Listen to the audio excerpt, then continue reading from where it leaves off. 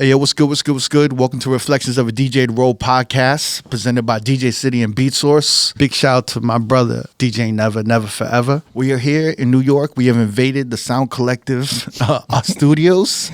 I'm here with my man, DJ Goldfinger. Yo! Hates when I say it, but Brooklyn's finest. Brooklyn's finest in the building. And we have a very special guest. A big get. It's like a bucket list. Yeah. I don't even think I could have imagined we would have had this guest in the building. It's kind of like crazy. Grammy Award-winning producer-writer. He's won Grammy Producer of the Year. Got handed the Grammy by Quincy Jones, which is crazy. Sheesh. Oscar winner, Golden Globe winner. No. Back that up. Yeah. Academy Award winner. Yes. And then might be one of the most accomplished DJ producers in the industry ever. Period. And he's part of the greatest eras in New York nightlife, in my opinion. He's one of my favorite DJs. I came up in the New York scene when he was a superstar. But, you know, I've been talking to a bunch of promoters, a bunch of people in New York. I want to hear about the 90s and his come up in New York because I'm so fascinated with it. We have the amazing, the one and only Mark Ronson in the building. Mark, what's good, sir? What's good? What's good? Listen, thank you for all those nice things you said, but I'm so excited to be here, probably maybe even as much or if not more than you're excited to have me because, like, yes, this is the thing. Like, I enjoy this podcast. You know, I discovered it kind of late, but I enjoy it so much because I'll always identify with being a DJ first. Like, that's the thing that shapes you. It defines everything that you do after. You know, there's nothing else that you just throw yourself into. So I always think like, oh man, like those guys just think that I'm just like so past that I'd never be able to be on a podcast like that. I'm not even considered a DJ. And so like to be here and especially with, you know, Goldie, who we go pretty far back, and just being a fan of this, and I'm just psyched to be here. Well, we're glad you're here, man. Yeah. You're like the Paul McCartney of hip hop. Jesus. Hip hop DJs. This is like, you know, a big get for us. So, you know, but the craziest shit about Mark is that every DJ that I've looked up to coming up, you know, rest in peace to DJ Never, who looked out for me so much, and I looked up to him so much. And even Eric LaPoe, all these DJs that were like kind of like they were like definitely dominating in the 2000s in nightlife in New York. They all speak about how, Mark, you like looked out for them when you couldn't do gigs. You'd look out for Never, and you know you and Never were probably one of the first people to tell Eric LaPoe like, yo, you're a headliner. Like, I think when he was like a dance hall DJ, he was doing dance hall sets. You know, rest in peace, obviously, Never.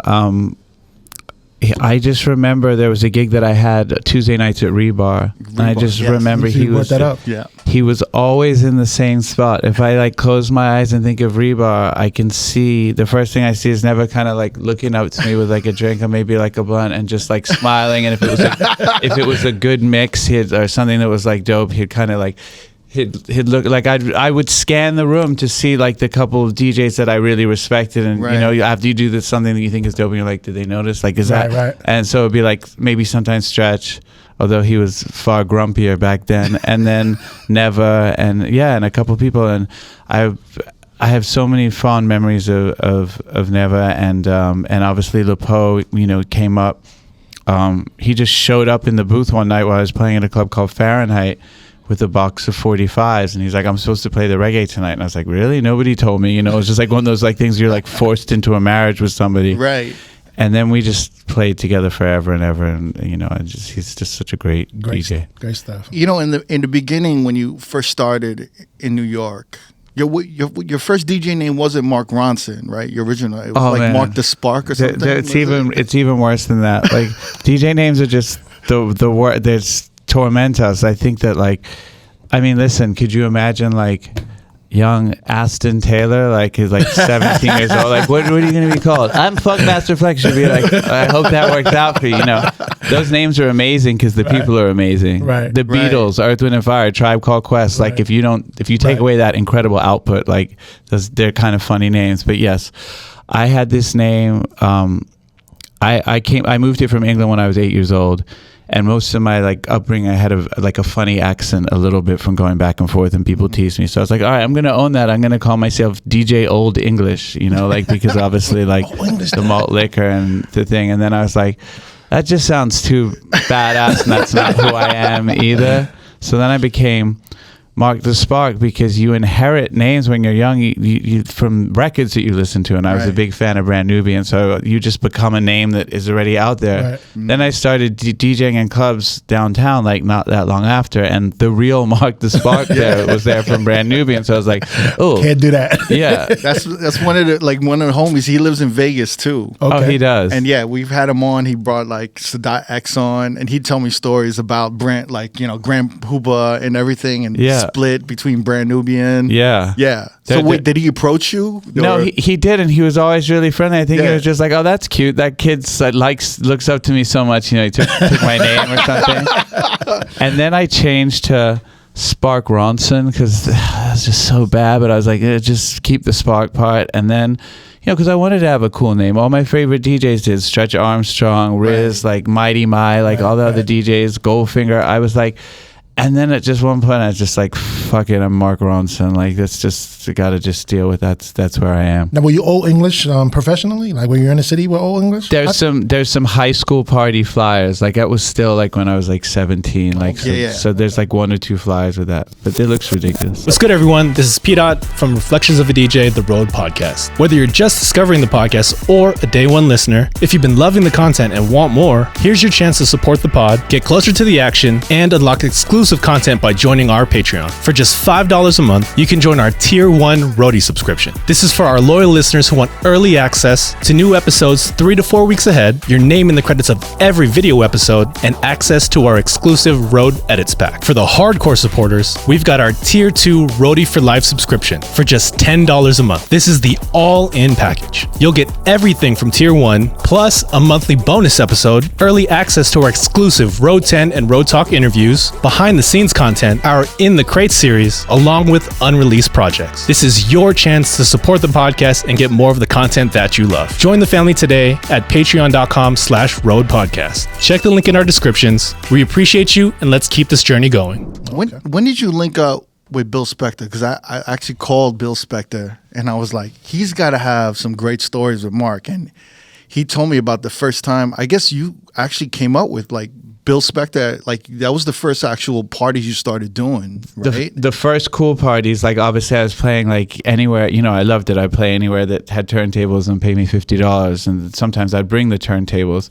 But my first cool parties were definitely for Bill Specter and his partner Carlos at the time threw the best parties, and Stretch was their main DJ, was always the headliner. This other amazing English DJ named Jules was around, and I was just like, you know, I'll open for the opener of the opener, like I don't care, you know. And he was hungry, right? Yeah, and so I went up to Carlos at a party called Soul Kitchen, and I gave him my cassette, and I was just like, you know, just gassing him and talking a mile of him. And he's like, all right, kid, like, slow down. So I got a call like a couple days later. And I said, oh, shit. He said, this Carlos, you want to open for Jules this Friday at True? And I said, cool. And I was like, wow, and thank you for listening to my cassette. And he's like, I don't listen to your fucking cassette. Just be there at 10 o'clock. But you know, yeah. I like, do you remember meeting with Bill Specter like the first time? I mean, Bill Specter is a iconic New York character. Like you can't not remember. I mean, I'm sure this was going back to 93. So Jesus, like, is that nearly 30 years ago? Yeah. So more.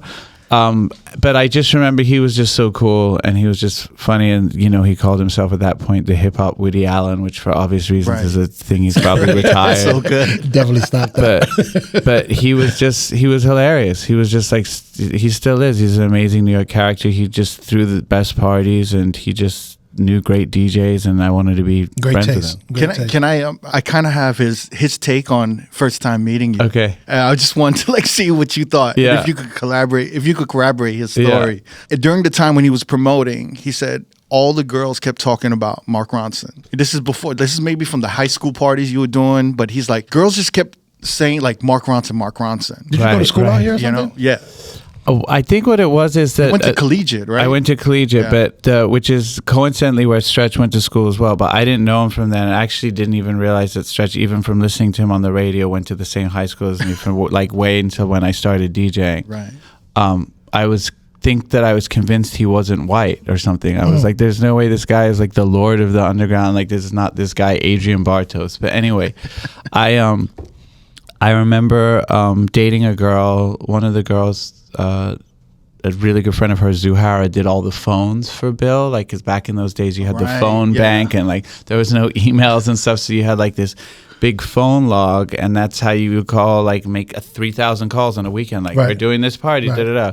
So this girl, Zuhara, this friend of mine, I think was like putting it in his ear, maybe like, oh, you should get this guy. Right. And I remember one time, and you know, they would say any bullshit on the phone to get someone to go to the party, you know, if someone picked up the phone. So I remember that hearing that she said, oh, and we've got this other guy playing tonight, and he's kind of like a young Stretch. And like, I definitely wasn't, but I was so gassed that like somebody said that. I was like, because that's of course all I wanted to be.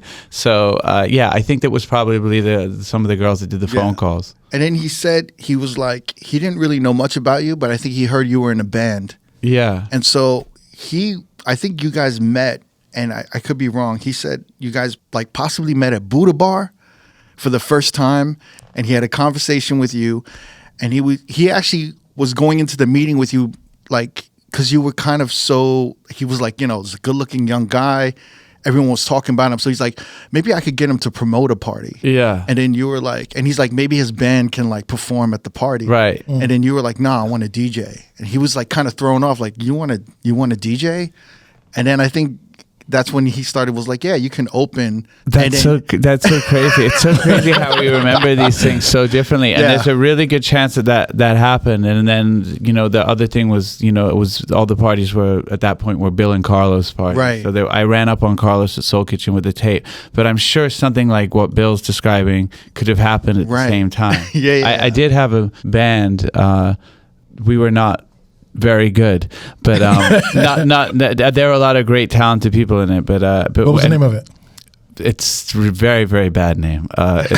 We were called the Whole Earth Mamas, and Whole Earth Mamas. But our big gig was opening for Arrested Development at like the New Music Seminar. Okay. So I was always running around, even back when in the band days, hustling gigs. And was that with Sean Lennon, or was he? That's actually crazy. Sean did come up at that show. He wasn't in my band, but he did come up and play a couple gigs with us. Yeah, that's crazy. Yeah, but you guys were signed, right, to Polygram? We had a a production, or like a, what do they call it back then? A development deal. Right. Yeah. So when did you want to actually? Because you know, you've been kind of juggling. You've done a great job, right? Even when you were DJing in nightclubs, like you've done an amazing job of like staying focused with production and learning instruments and staying in the studio, but DJing like nonstop. Yeah. But when did the seed get planted that like you wanted to DJ? I think I knew when I was in the band. And it's funny because I'm writing this book right now about DJing, and in the 90s very specifically. It only goes up to, you know, New Year's Eve, basically 99, 2000. So it's nice that I'm talking to you, because like it's so fresh in my mind. But I was in a band, and I knew all the, you know, whatever was on Yo MTV Raps and stuff, the shit that probably most white teens knew, like hip hop wise. Yeah. And then my drummer of my band introduced me to Mecca and the Soul Brother by Pete Rock and CL Smooth, and that was like another layer peeled back of like this shit. And I was like, ooh, this is so good. It's going to be hard to go back to playing that again. Like there was something about all that sound and discovering Stretch's show. Right. And so I got super into DJing. And it was really because I loved hip hop and I had no idea how to make beats, and I definitely wasn't a rapper. So like, here's the art form in this thing that I love that I can do. And that's how I got into it. And then a little bit later, after DJing, maybe 3 or 4 years, that's when I sort of got the MPC and started to produce. But DJing was so much my life for those first 6 or 7 years. I actually wasn't in the studio much at all, because, you know, it's like the late nights, you're playing 5-6 nights a week. Your whole days can just be consumed by going to labels, going to record stores, and you're waking up at 1 or 2 anyway. So like, it took me a while to like almost like I forgot how that making music was something that was important to me, and then I had to learn how to balance it. When you were going, like, where were you going out in the beginning? Because I heard a story about you going to Club USA, right? Yeah, there was Club USA was one of the big super clubs, the Peter Gation ones, the Limelight Palladium Tunnel. Yeah, Peter Gation. Yeah. Club USA. Tunnel. Yeah. And the girl who lived in my building, Amanda Gation, her dad, Peter, like let her have Club USA for a Thursday night. So it was like a high school party. All the shit that like the parties that back then, like just letting in underage kids with shitty IDs and all that stuff, or maybe not even carding kids at all. I can't believe it because now it's just, it seems a little different. But yeah, I DJ'd at USA. Like I got my turntables for graduation '93, and I probably wasn't ready to play at USA 3 months later, but I did. Wow. I didn't realize you were DJing there. I thought you were just kind of going out at that time, no? No, because I looked so fucking young. Like I was 16, I looked 12. So like there's no way I would have gotten into anywhere if I wasn't DJing. So there was like an all ages rave party called NASA that was this big rave at the shelter. That was the only thing that, you know, like they were just like letting children in through the door, and, you know, I don't know who's turning a blind eye to that. The movie Kids. The movie Kids had. There's a scene in there, but as far as the other shit, no, I was only getting in because I was DJing. I was DJing from 17 in a lot of those clubs. When you started opening with like at the Bill Specter parties, what were you kind of like noticing about, I don't know, the style or the way you were approaching it? Were you immediately like because I know that like Stretch definitely pushed it to the limit by like kind of, we call it open format now, but back then it was just hip hop. It was just playing hip hop. Yeah. But you would incorporate, the beautiful thing about hip hop, right, is there's almost no rules of what genre you could play. If it's good, of course, you know, like from break beats to like, you know, to even music. AC/DC, Back in Black, you could do anything, it's right? all hip hop. Mm-hmm. So, you know, I was talking to Bill and I was like, you know, Stretch pushed the limit, but it's kind of like you and AM became the poster child of like this new era of like open format, or what they would call mashup, or like this different kind of era of rock and roll hip hop that they kind of took over a little bit.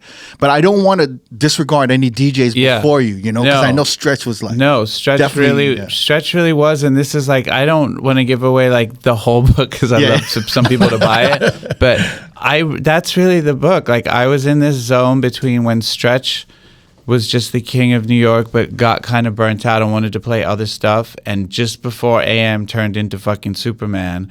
And there was this little 95 or 96 to 99 era. And obviously there are incredible other DJs in New York, but maybe just in that certain scene that we were in, that was sort of my window. Yeah. And yeah, it was like Stretch got it from Duke of Denmark before him, and then Clark. Jules. He was heavily influenced by Clark. But yeah, I liked all this weird shit, and I wanted to see if there was a way to get away with it. Like I remember going to actually too. There were like some of these other clubs, like Spy Bar at the time. That was like this bar where like it was just they would had really shitty DJs, but they would play really cool rock and roll. And sometimes I just see like all these white girls going crazy dancing to like an AC/DC song, and be like. Right.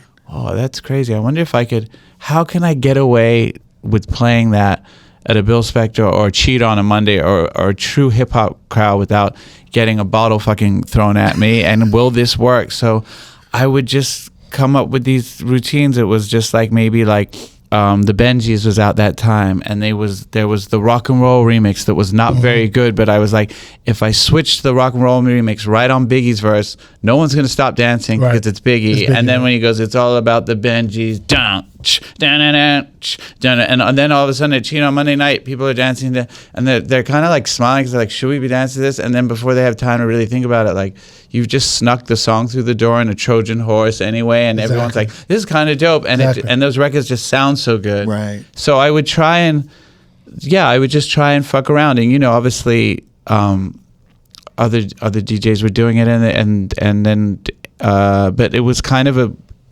was a real rush and really bizarre, like in the beginning, to play like Joan Jett, I Love Rock and Roll, and see like Method Man and Little Kim standing on a banquette, like throwing their shirts around. Like I was like, that was kind of, it was, when it first happened, it was wild, and then it got like a little bit, not played out, but it definitely became like ran its course. A mashup era, right? Yeah. And with AM, it was just, he could play any record because his skills were so ill. The way he brought it in was just so much fun to watch. But there were like certain things I was like, I don't know if Under the Bridge has a place in a hip hop like party. Like there were things that made me start to kind of thing like that, but I was probably just being a snob. Do you remember the first time you tried to do this and it maybe didn't work or did work? It really was Cheetah on a Monday night, really? Which was the big party. You know, that was Jules's party. What year was that, you think? Like 96, 97? Yeah, whenever Benji's was like kind of at its height. And were you still opening or were you kind of headlining a little? I was headlining some stuff. I was definitely, that was like on the cusp, and then Jules would go away, and Cheetah Mondays was this like incredible party that, you know, Belinda. Bonnie and Belinda, they put on, and it was the first, like, it was just felt like it was like Missy, Aaliyah, Jay, Mace, like that thing mixed with regular people, mixed with like dancers and weirdos. It was just this kind of amazing thing. Yeah. And the place looked cool. It was like a good-looking place. With a great system. Yeah, a lot of the hip-hop parties kind of ended up in a basement, but this was like almost like all mirrors and black walls, like Studio 54 shit. But it was before bottle service and all that stuff too. Like a Jay-Z would always he would stand by the bar. He was already Hove, but like just stand up at the bar and like just be there. Like, so anyway, that was the time I remember thinking like, okay, I'm going to try this tonight, and just like practicing the routine over and over, like just to make sure, like I was like, because if I fuck this up by a fucking quarter note, I've got nothing, you know? Right. And it's very different back then, because when we prepare for sets with vinyl, you're kind of like, am I going to put this AC/DC record in? Yeah. You know, kind of like, it's not like Serato where you can kind of search it and just kind of plug it in anytime you want. No. It's really, there's like an intention of like, you got to bring that record. Yeah. And then what am I going to play after this in case it doesn't work? And then like, you know, or if I could go, maybe I could play another one after that. So you're just kind of like taking the chance of bringing it in, right? I hate to say this because I don't want to like not ever get booked again, but I was a better DJ before Serato, because there's creative things and things I love to do. And I remember a very specific phone call with AM just before Serato came out, and he was really like on the way to a gig. It was probably his 7th gig in 4 days, and he was having like a real anxiety. He's like, I don't know what to do. Like, I'm going to this gig. I fucking hate the shit. I'm playing the same thing over and over again. Wow. He just needed somebody to like talk him down. He was all right. And he had just hit this rut, and Serato just came out and like unlocked this, like it's like in the superhero in the video games when you unlock the extra air like fucking level, and then all the gold coins come down. Like that's what it was. He was already incredible, but the creativity, and there are things that I can do, and I can play new records and edits, and the stem shit is really fucking really unlocked some stuff. Wow. But I cared so much back then and thought about what every record that I was going to play, and just in the vinyl era, and I just now you know, like I've got the entire history of recorded music on my thing, and I'm swimming in a sea of indecision with like a minute left in Lumi D, and I'm like nearly going to play the safety dance just because they're both 100 beats per minute. Like it's just like I do feel like.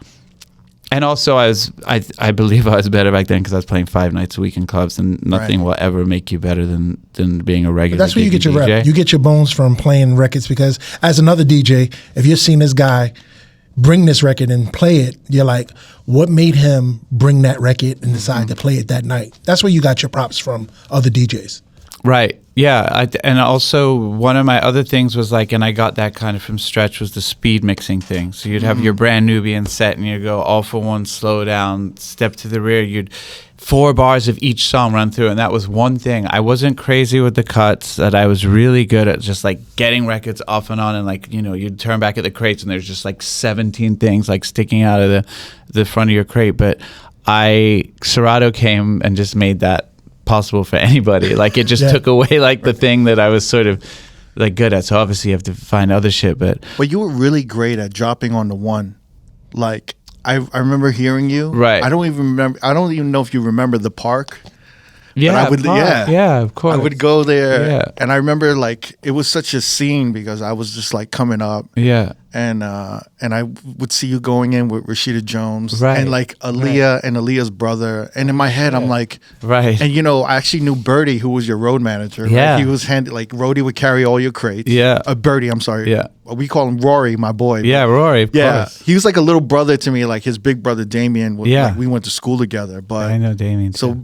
Birdie would get me in. I would have never gotten into the park, but Birdie would get me in, and it was like, it was hard to like listen to the dope DJs. So like for me to go to the park and listen to you was like, it was impossible, but I'd have to wait in line, and then Birdie would finally come out when you're all set up, and he'd be like, yo, come in. He's like, he's good. And I'd somehow go in and I'd listen to you playing, you know, like the Strokes.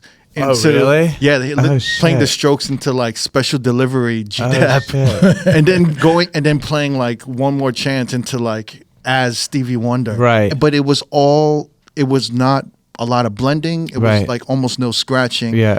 But it was like just dropping on the one at the right fucking time. Right. Yeah. And it was just like so perfect. Right. Thanks. And it was really good. It was like that like Goldie, you were saying, that spontaneous catch someone off guard when they.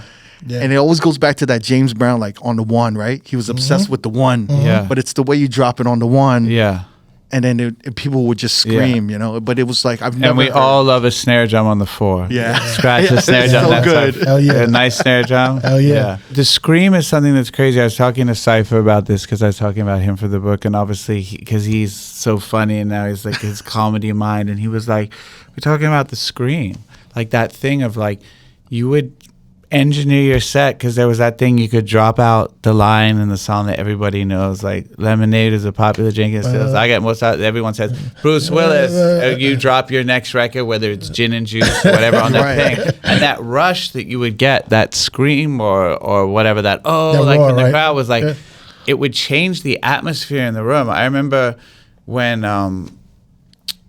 Busta Rhymes, Put Your Hands, and Lord Tariq and Peter Gunn's Deja Vu was out at the same time, and they were the absolute biggest records.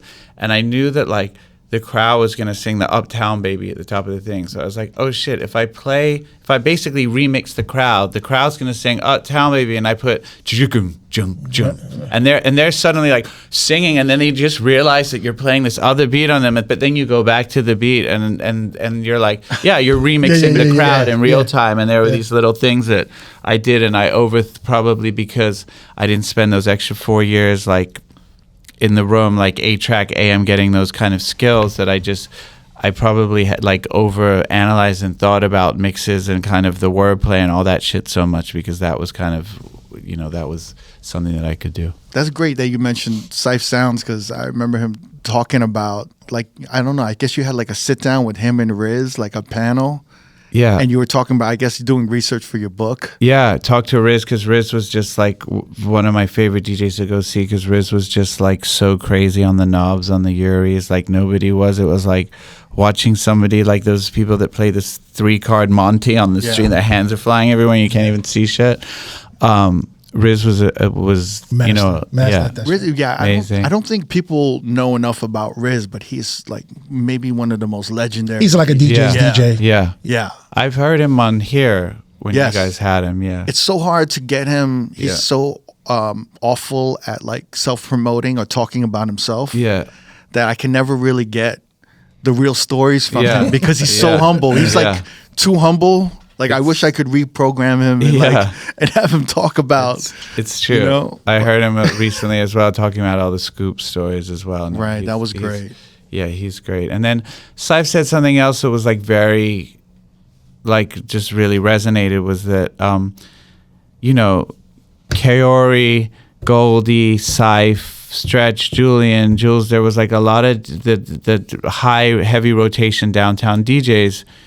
You could have put any one of us in somebody else's gig on a certain night. We all would have probably done pretty good, but everybody was like basically 87% the same DNA, and then everybody had their own 15% was that thing that they did, which made them special, made you want to go out and see them, whether it was their selection or the way they cut and did records. And so it was a good time in New York. And I'm not saying it was like the best time. I don't like to get too like down on what's happening now, because that's useless. But But do you remember how everything kind of changed when you had a residency at Life with like Mighty My? I think it was like Mighty My on Fridays and you on Saturdays. I'm not sure what it was. Yeah, I was Fridays. That was like so something happened in like 97, 98 where it just, something changed. Like, it's obviously a fairly problematic thing to talk about at this moment, but Puff saw me play at El Flamingo one night, decided like, you're coming with me, you're playing all my parties or all the certain parties. There was some other shit, just like playing around long enough, getting better, getting good, starting to play some of the rock shit, getting known for that. Right. Like, oh, he plays these other records too, and probably some of the fashion stuff. And then when I got put on at Life, that was just the shit that changed everything, because I went to Life. And everybody told me it was like the hottest club in New York. And I went down to this lounge in the basement. I was like, they're playing lounge music and nobody's dancing. They're like, well, it's supposed to be like that. And I'm like, you guys are missing it. It's like, you should. I was just so annoying. I kept asking Steve Lewis, like, you should let me play. You should let me play. He was like, he probably remembered me from being like a shitty DJ at the Tunnel when I was 19 or Limelight, and was like, yeah, kid. And I just kept bothering him till one day, like the regular DJ who played the lounge stuff, I think she was really pregnant. She went into labor. He's like, you want to play Live tonight? Oh, wow. And I was like, there before he before he hung up the phone, I was like, right? And I actually lived 4 blocks away. So I was there, and I just tore it down that night. And let's be honest, like probably none of them had ever really heard, those people had heard a really decent hip hop DJ that much anyway. So it was kind of an easy killing. And then they brought me back, and then once everybody found out that the basement of Life, which was like this big party that they had all heard about but nobody really went to, was a hip-hop night, that's when it was like suddenly Chris Rock, Jay, Studio Puff, 54. Rick Rubin, every week Mariah, like it was just such a crazy scene. Like I remember just like all the great clubs, it was the shittiest DJ setup, or like a lot of great clubs, it was like some coffin that was like wedged under the stairs, and like you could barely see, you could just see this much in front of you. If you wanted to see if the whole room was really going, you kind of had to like crane your neck out.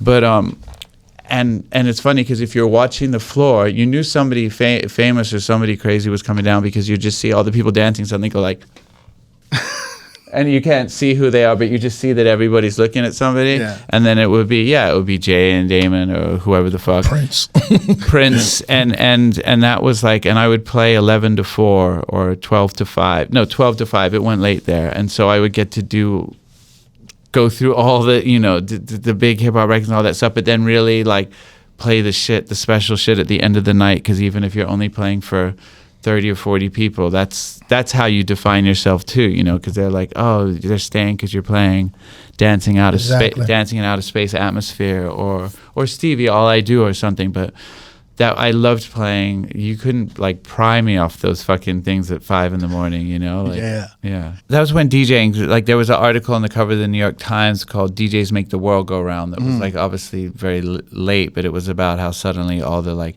advertised at Hilfiger, and that probably I was in those Hilfiger ads with Aaliyah. There was all these like little things that probably just like snowball made that. Yeah. Hey, what's good? This is the R.O.A.D podcast, Reflections of a DJ. We're here in New York City, and we have invaded the Sound Collective. Now I want to explain what the Sound Collective is. I got my man Lefty from the Sound Collective here.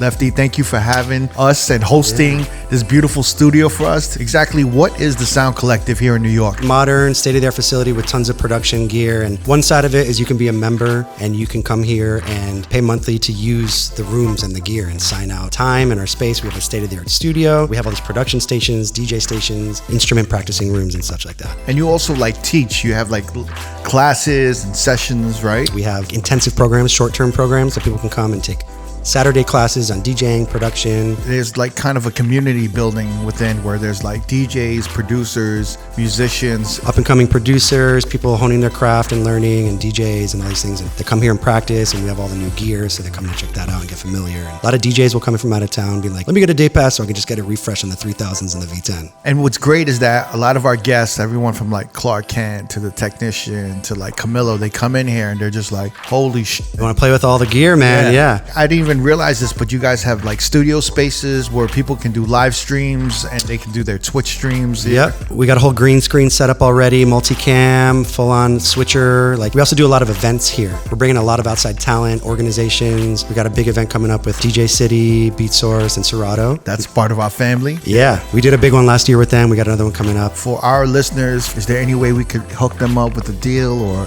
You know, like if they put in a R.O.A.D podcast code. Yeah, tell me about it. What else do you have envisioned for this deal? It sounds like we're well on our way. Why don't you tell them? You're working with us where they can type in a code for like R.O.A.D. Yep. And they'll get a month free, right? Yeah, on our online platform. We have a whole online platform with like masterclass style education. Nice. Different categories and everything, instruments, drums. I mean, and then we have these things that we're launching right now called Pro Paths. So you can choose, like if you're a producer, you can take the Ableton Pro Path, the Logic Pro Path, Serato Studio. Goes through a wide variety of knowledge besides just stuff in that skill set and discipline. So our R.O.A.D listeners, if you're in New York, you can check out their facility. You can do a day pass, a week pass, a monthly pass. You can check out their site. You have access to all the education online. Soundcollective.com. We also have a YouTube channel that has some of our content from the educational courses, and all of our events are live streamed and put up there. I hope we can come back here and use your facilities again. Looking forward to it. Shout out to Lefty and the Sound Collective. Thank you so much. That was kind of like the turning point where hip hop was and fashion. It's like you started seeing supermodels in hip hop parties. Yeah. And I remember even seeing like Rockaware ads where they had like legitimate supermodels in there. Campbell or something. Yeah. It was like this whole Dame Dash, Jay-Z, Rockefeller world. Yeah. And, obviously Puff is going through it right now. But at that time, there was nothing bigger than to do a Puff party. Yeah. It was the pinnacle of New York nightlife. Yeah. It was getting to that point. So like everyone wanted to do a Puff party. It's almost like a stamp of approval. Right. Once like whether you're Cassidy, you, SNS, or Clark Kent or anybody, it was like the stamp of approval to do a Puff party. And and then Jessica Rosenblum was a big part. You were part of the Flip Squad. Actually, I forgot about that. Jessica was like really like back in '96. She had me opening for Cap and Flex at the Palladium, like their party, Planet Rock, and I was a good opener for those people because I just knew like don't play any big fucking records, And I remember there was like like be respectful, play good shit, just get it nice and warm. And actually, there were probably some haters out at like some point by like that era I was talking about, Life, in that article. And Flex had this quote in there, and it meant so much to me that he said that, because also it was the ultimate cosign. But he said, like, it doesn't matter who the fuck he'll figure out or whatever. He knows how to balance a room, fucking with just the right mix of R&B, da-da-da-da-da, and keep it rocking. And anyone who says shit is just a hater. And I just remember, like, I didn't even know they were speaking him for the article, whatever. Like, I was just like, wow, like, I just wanted to fucking hug him. But, yeah, that was the thing. And, like, I remember, like, staying in the booth the whole rest of the night through like Flex's set and being like, damn, he didn't even play Blase Blase. I guess I could have played that. And in my head, like just thinking like. So you would close too? No, I just meant just like being like, or just being like so overly careful to not play anything that they might even play, And then I think like sometime later in DJing, like maybe in the early 2000s when I was like already a little big, I went into a club and a DJ before me, not gonna say their name, played like Crazy in Love and like Give It to Me and the 7 biggest records in the last 5 minutes, like just before you get on, which is like the DJ equivalent of like old French times when they like slap you with a glove and challenge you to a duel. I'm like, what the fuck? But I just knew that you didn't do that, and I wanted to open for Stretch and Jules and Flex and these people, so I just was like, I'm just gonna fucking do what I'm supposed to do here. So you started seeing a change then, huh? With like kind of the courtesy and the respect with like an opener back then, or you think it was always there? I think it was just this one kid was just whatever, trying to make a point. But I think for the most part, it's still the same. Just the thing is like, what I miss is playing for 4 or 5 hours. I go in now and it's a festival or something or headlining or, it's so different when I DJ now because people are coming maybe to see songs that I've made. Like, I don't want to play fucking songs I made. That's not why I got into being a DJ. I wanted to play some music by other people that I love. Right. So it's like, and when I'm playing, obviously if I'm playing a festival or something, I'm going to play Uptown Funk or R.O.A.D or whatever it is because people have come out to see me. But when I'm in New York, I almost feel corny playing like one of those records. And I'm like, it's like, I don't want to flex in New York. Like, that's where I'm from. Like, I need to just still prove that I'm the same DJ that can play it without it almost like having to rely on those things. I love that you're such a New York DJ, like wanting to do a 4 or 5 hour set instead of, I get invited to do 1 hour sets, and it gives me the most anxiety and pressure that I have to fit all of these things that I love into 1 hour, but also read the crowd perfectly in this 1 hour. Yeah.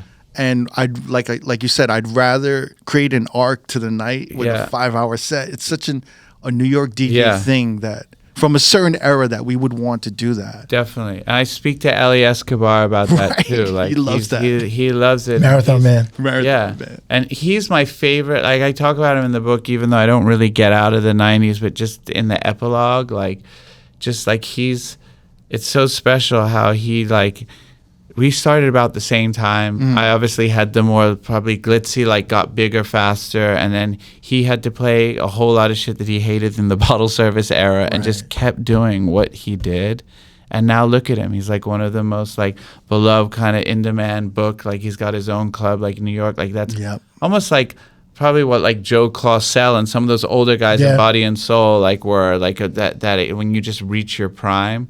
And so that's cool, and I love his whole attitude to it is he wants to play marathons. Yeah, it's great to see where he's at right now with Tiki Disco, Gabrielle. It's really, he's really stayed true to himself the whole time, and he's never kind of expected or asked anyone for anything, and he just he's built this following and a name now. Yeah, so it's good to see that it can be done. Mm-hmm. I kind of wanted to talk about, since you kind of mentioned it before, but it's there were a lot of haters when you were coming up in the 90s. In the late 90s. Probably because I blew up pretty fast, and I was just maybe it just to some people would just look well, where the fuck did he come from? You kind of skipped the line. But I mean, I was always I was fine with that, and I knew that was going to come with the territory and whatever. With that in mind, did it kind of form how you would move throughout, when in your career? Did you kind of know that I have to... Or were you always humbled? Because every time I speak to somebody, they've said you've not changed a bit. Right. You've always been this very down to earth, humble, courteous, polite.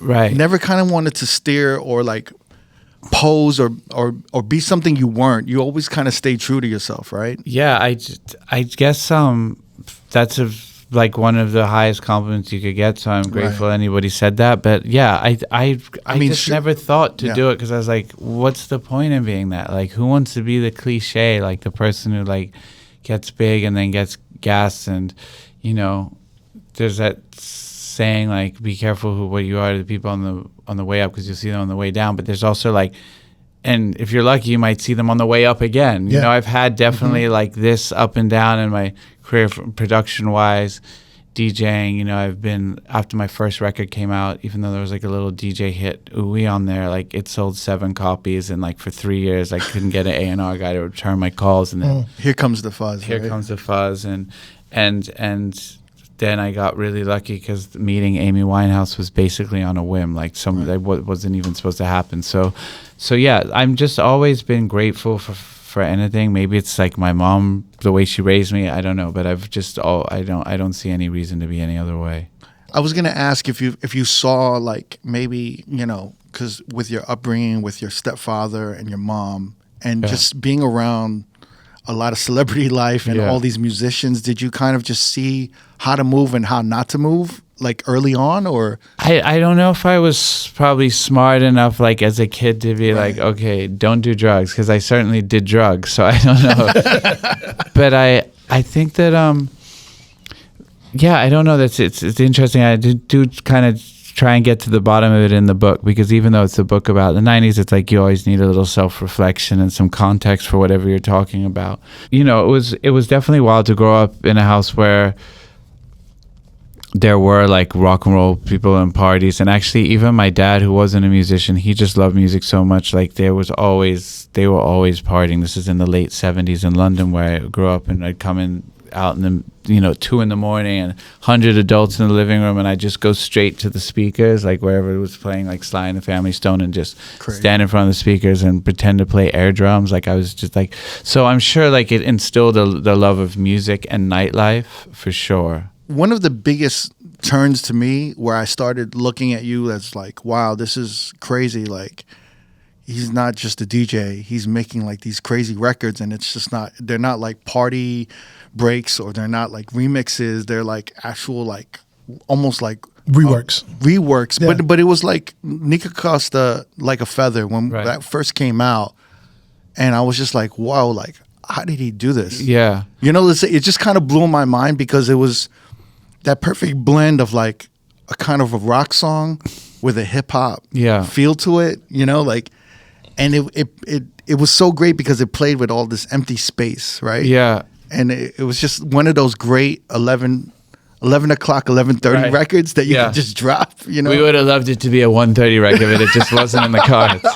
But no, I know exactly what you're saying. And like, that was actually what we were talking about before, is when I was DJing, I was those first 5 years, 93 to 98 or 99, I was so into DJing that I wanted to produce, and I was, but like, you go home after playing Timbaland and Neptune's records and like Swizz and all that shit is clouding your thing. It's hard to find your own space. And I think the reason the Like a Feather record was probably my first thing that really resonated is because I'd gone out to LA for a bit to work on that record. And I think maybe having the perspective and just being out of the clubs a little bit. I still painted my MPC orange and blue and wrote New York and Knicks lettering on the top of it.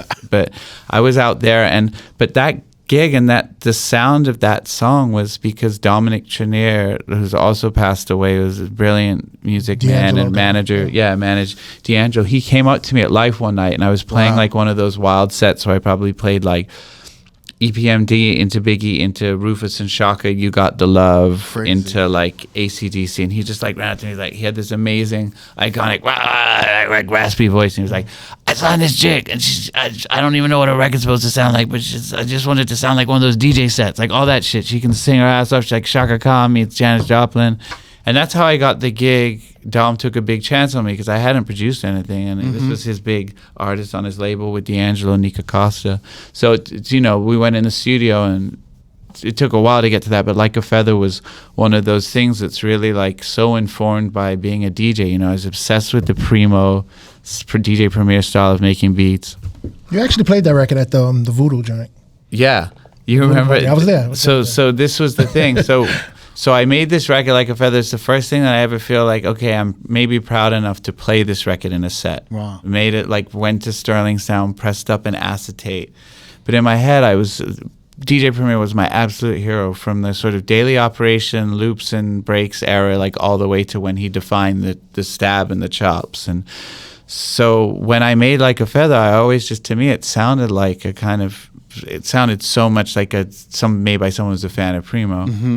He came in the booth. I was playing the D'Angelo Voodoo album release party, and I was like, this was the night I was going to play it for the first time, because she was on the same label. If there was anywhere I was going to get away with it. There was a wild part where I was like playing all these like 80s records, and Most ran in the booth, or Yassine, and was like rapping or kind of like hype man over like Human League and shit. It was just like a fun night. It was a nice night in New York, and I play this Like a Feather record, and I hear this like on the booth. Yo, what is that? Yeah, and I open it up, and it's Primo, and I've never met him before. And of course I know what he looks like, and I'm just like, it's like too surreal, but also like I'm trying to get the next song ready. The booth at Central Fly was made for like fucking house legends, so like everything's on rubber bands like this wide apart. You had to be a pterodactyl to like mix two records together, and Primo's there, and he's just standing there. I'm like, why is he standing like my fucking here? Like, what's going on? And he's like bobbing his head, and he's like, who made this? And I was so nervous that he was like, come to find out who was like jacking his whole shit or something, And he was like, I was like, I did, sir, He's like, you made this beat? And I was like, yeah. He goes, and it's like, by now it's like the second chorus. He goes, this shit is hard, and just bobbed his head like that till like the very last snare drum or something, and it was my entire life have been made. It's still one of the highest moments of my career, because I made this thing that was obviously so influenced by him. Obviously, he didn't think it was like a rip, and I was probably more thinking it was that than it maybe was, and it had the other shit on it, like the guitars and the bass, but that was just the fucking pinnacle. You know? That was like the breakout year, kind of, because that Nika Costa became part of like the Tommy Hilfiger commercials. Yeah. And then I remember seeing you in Zoolander. Yeah. Like, it was like, I was just like, wait, where's this DJing thing going? Like, and then, you know, to see how you and AM kind of propelled, you know, like propelled, like, I guess, open format DJing at the time, like seeing AM and Entourage and you in like movies and all the shit. It was like a different, did you like it seemed like kind of crazy, like where it was going, right? It did probably. It was like that first thing, and now DJs are, you know, how big they are. I do have those like super DJs are like in movies, and every time there's a Vegas club shot or something. But back then it was just starting to happen, and yeah, I guess it was just exciting. I guess somebody like Ben Stiller wants to be in Zoolander. I fucking love Ben Stiller. Are you kidding? Like, of course.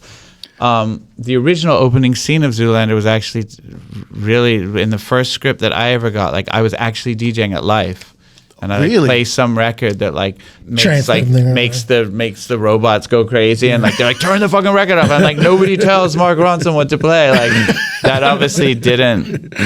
Maybe I didn't nail the audition enough that they felt like they could. We'll get somebody else to play Mark Ronson. Yeah, but no, it was. You made the funeral though. Yeah, I did make the funeral, and it was just so wild because I was such a, probably like a lot of DJs, like it's either sports or comedy or your other great loves, right? Like so, like I just thought Ben Stiller was just fucking hilarious, and yeah, and then AM was just took it to a whole nother level, and then because he was LA as well, it's like even more Hollywood and all that thing. Like he was just, yeah, it was incredible. I mean, I write about this in the book too. Like I remember the year that AM just like, when he got sober and he stayed in his room just practicing, and me and Mighty Mai went over there, and he lived in an apartment on Highland or something with the Alchemist brother, Neil.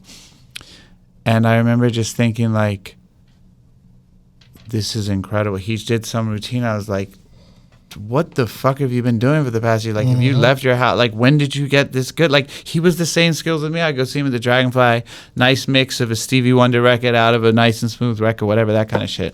Then he's just doing like DMC shit. Right. And I wasn't like, oh God, my days are numbered. Like, you know, I better like get as many checks as I can now. But I was just so excited for him and was like, you got to come to New York. Like, I'm going to bring you. You're going to play with me, Central Fly. Like, everyone has to see this shit, you know? Yeah. And I'm not saying I put him on either. Like, he would have obviously fucking been AM no matter what. But it was very exciting. And I couldn't believe that, like, I watched somebody will themselves to such a super level extent. Yeah. Bill Specter was telling me about a night at Crowbar where you guys spun together. I think it was called the Supersize Party. Yeah. And he said you were, like, flying in and you're coming in late. Yeah. And it was supposed to be you and then AM. Yeah. And then AM had to like take your slot. Right. And you arrived and you were like listening to him, and I think you told Bill, and I don't know. Nobody wanted to play after AM. Yeah. You were like, what am I going to do after this guy? Yeah. No. He still said you killed it, but you know. It was fine. And AM, listen, we were so close. Like he would steal mixes from me all the time. I'd steal shit from him. I mean, obviously like not steal the crazy fucking like routines, but we were just so close and there was so much mutual respect. But there was a thing that I knew that at that certain point after like 2002, 2003, when we played together, I was like, I'm definitely not going to win any fucking, I'm not, when they're going out with the scorecards at the end of the night, like that's not why I'm here.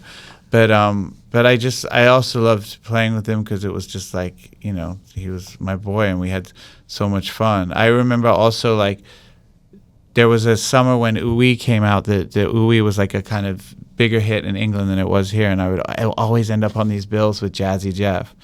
And I'd be like, sometimes he'd play before me, which was the worst. Occasionally he'd play after me, and he'd do this routine with Oo-Wee that was so dope. The la la la la la la. He'd do some crazy shit. And it started to be like, even when he was playing before me, I'd just be like, do the Oo-Wee routine. Like I was basically playing my biggest record, give me nothing to play because I just want to see you do that fucking Oo-Wee routine. And playing after Jeff was just the other thing that you just like never wanted to ever have to do. The year that Oo-Wee came out, that was like the anthem for like Fashion Week. I remember just hearing it every fucking where. Like when Fashion Week was huge in New York, we heard that song everywhere. Yeah. And the licensing from that did really great. You guys were in like a bunch of Will soundtracks, Smith. Hitch, Honey. Yeah. That was like a really huge song at the time. It was. If only that I didn't own negative 25% of the publishing. No, seriously, because it's like the strings are from the famous song Sunny, which is a standard. So those old people that own that shit, they're like 100%. And then the drums are from Dennis Coffey, son of Scorpio, and he's like 25%. So I remember having to like prorate the rest of my album and ask people like, do you mind if I take 5% from this song? Like just to even be able to clear it. So I think every time that song plays, I lose money. I think actually that's crazy. Some crazy shit. It's funny on that Here Comes the Fuzz album, like one of my favorite songs, and I never wondered why it didn't pop, was that Sean Paul with Tweet, the International Fair. Yeah. It was so good. Well, you know what? The label went through a little bit of reimagining at that time when they put out his album. So it wasn't all the album's fault. The thing about my first record is I can't believe that like somebody just gave me a checkbook to like go get all the artists that I wanted. And obviously as DJs, you know people that are about to break before they're big. So like I had Sean Paul on that record before, you know, because I knew Infiltrate and whatever, like kind of just before he blew up. I think Freeway as well. There were a couple people on there, like, but I just couldn't believe I was making music with these people who you know, whose shit that I was just such a fan of. So Sean Paul came in and we did that song, and as a DJ I was always obsessed with Uptown Top Ranking, the old thing, and I was like, you know, did the flip. And yeah, a lot of the records on there were like did well in like other places other than New York where I lived. So like, but it was still great they were doing it anyway. So like I have friends like in Toronto, obviously, because there's like a big Jamaican community there, and they're like, yo, that song used to go off there. And like weirdly, like Ooh was like really big, like, I mean, obviously in California because of Nate Dogg, but like Hawaii and places. Like I think I was making like sunshine music, but in a fucking rainy blizzard city or something. I'm proud of like, there's two songs on that first record, Ooey and International Affair, that are like, you know, I'm still happy to play in a DJ set. Yeah. Did it kind of like affect you that, you know, that maybe the album or the songs didn't register in the city? Yeah.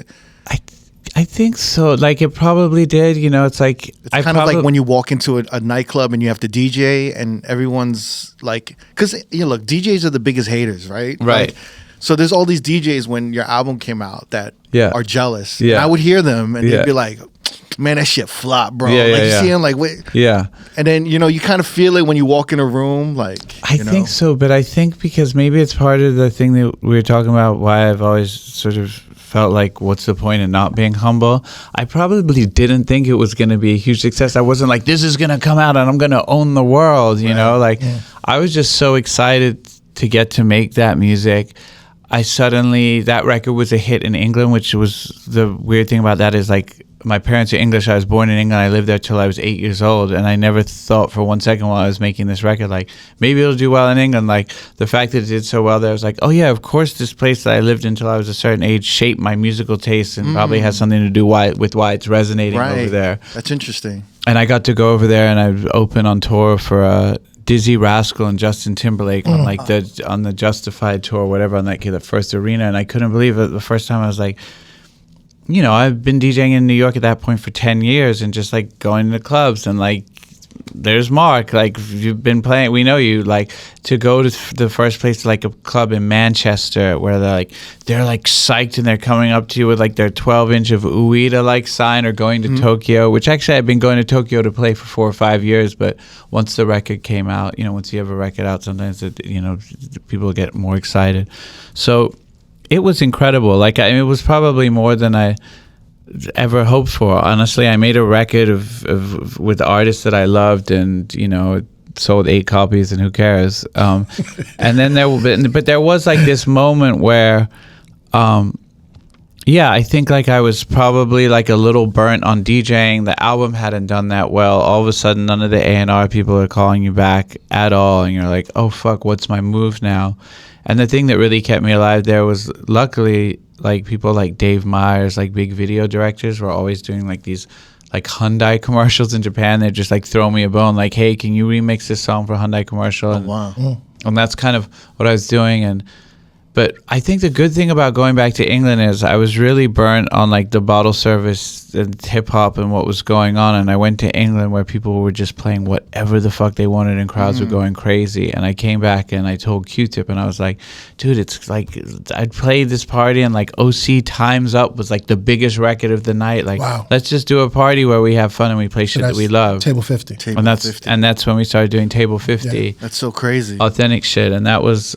And with our friend Blue Jams, and rest in peace, yeah, Blue Jams. Rest in peace, Blue Jams. And so it had like a nice effect. Like even if the record didn't do very well, it's like it still had a positive, like just ripple effect on the way that I wanted to play and what I wanted to do. And then one or two people who remember me from that record, A&R people, one of them was this guy Moot, and he was the one that introduced me to Amy Winehouse. So there was, even though it was 3 years later, like nothing's for nothing, So even it's a chain reaction, right? Like everything leads to something else. Butterfly effect. Yeah. And it's crazy, and it brought you back to London.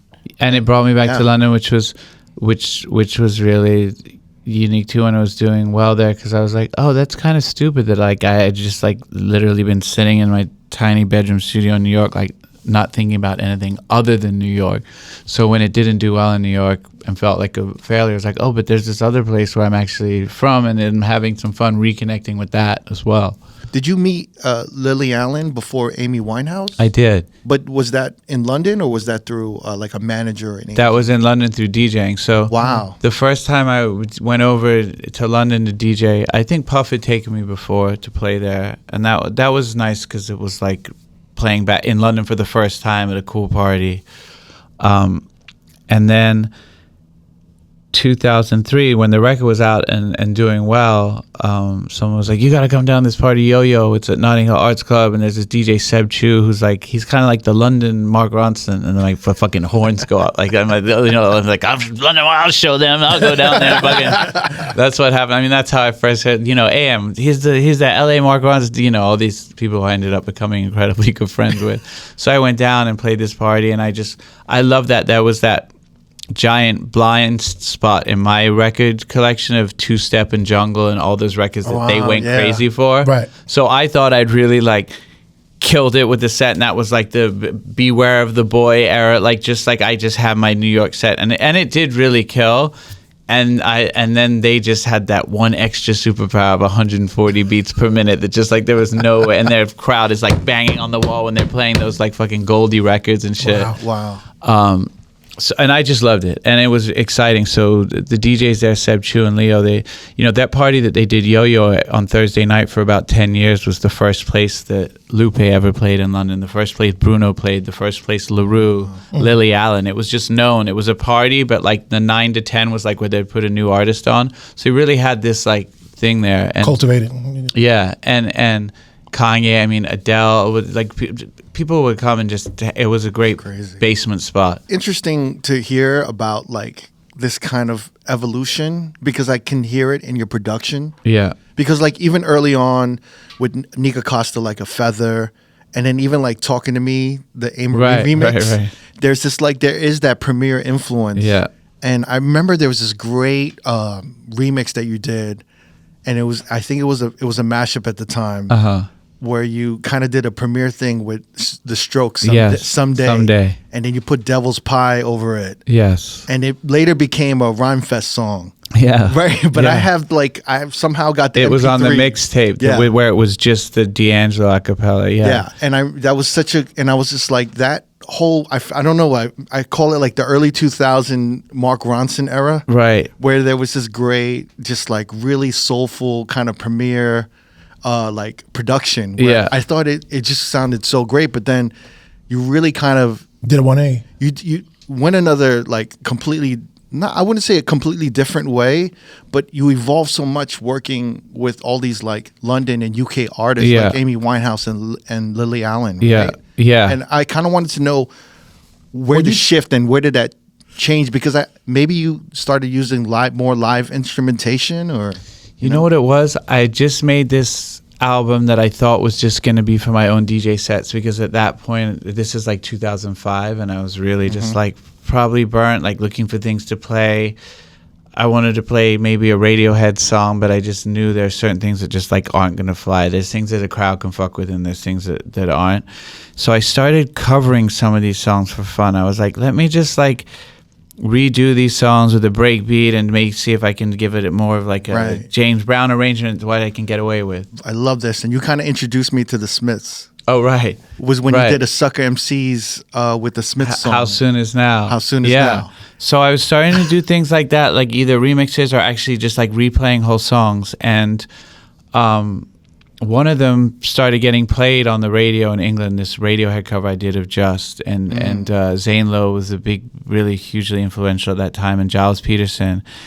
And that kind of got me this like second or third wave after being like kind of just ice cold for 3 years. And that's sort of around when I met Lily and that sound. But this is why I was telling that story. So I was doing on those things, I was just making all these tracks, playing all the instruments myself, but I needed horns, because horns to me were like the way Radiohead, I couldn't go like down, down, down, but if the horns could go like ba ba ba ba ba, like that was the way I could get that aggression. And the horn players that I met, all playing in this band, the Dap Kings, with Sharon Jones. And I met Amy Winehouse, and we started to do a couple demos together, and I was using like every like Pro Tools trick I could find to make shit sound like kind of older and spookier and some reverb. And I was like, actually, there's this band, and I just heard some shit that they do with this girl Sharon Jones, and they're kind of like doing the sound of like what we're trying to do. Are you cool if I just like have them play some of these demos? Right. And she was like, I played it for her, and she said, yeah, it's the nuts. That was her thing. If something was good, it was the nuts.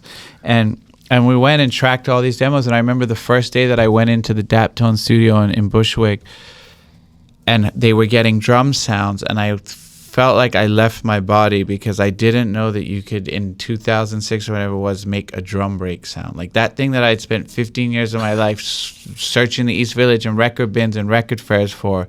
This guy, Homer, this drummer, was playing right there, and it sounded like an old fucking 60s break.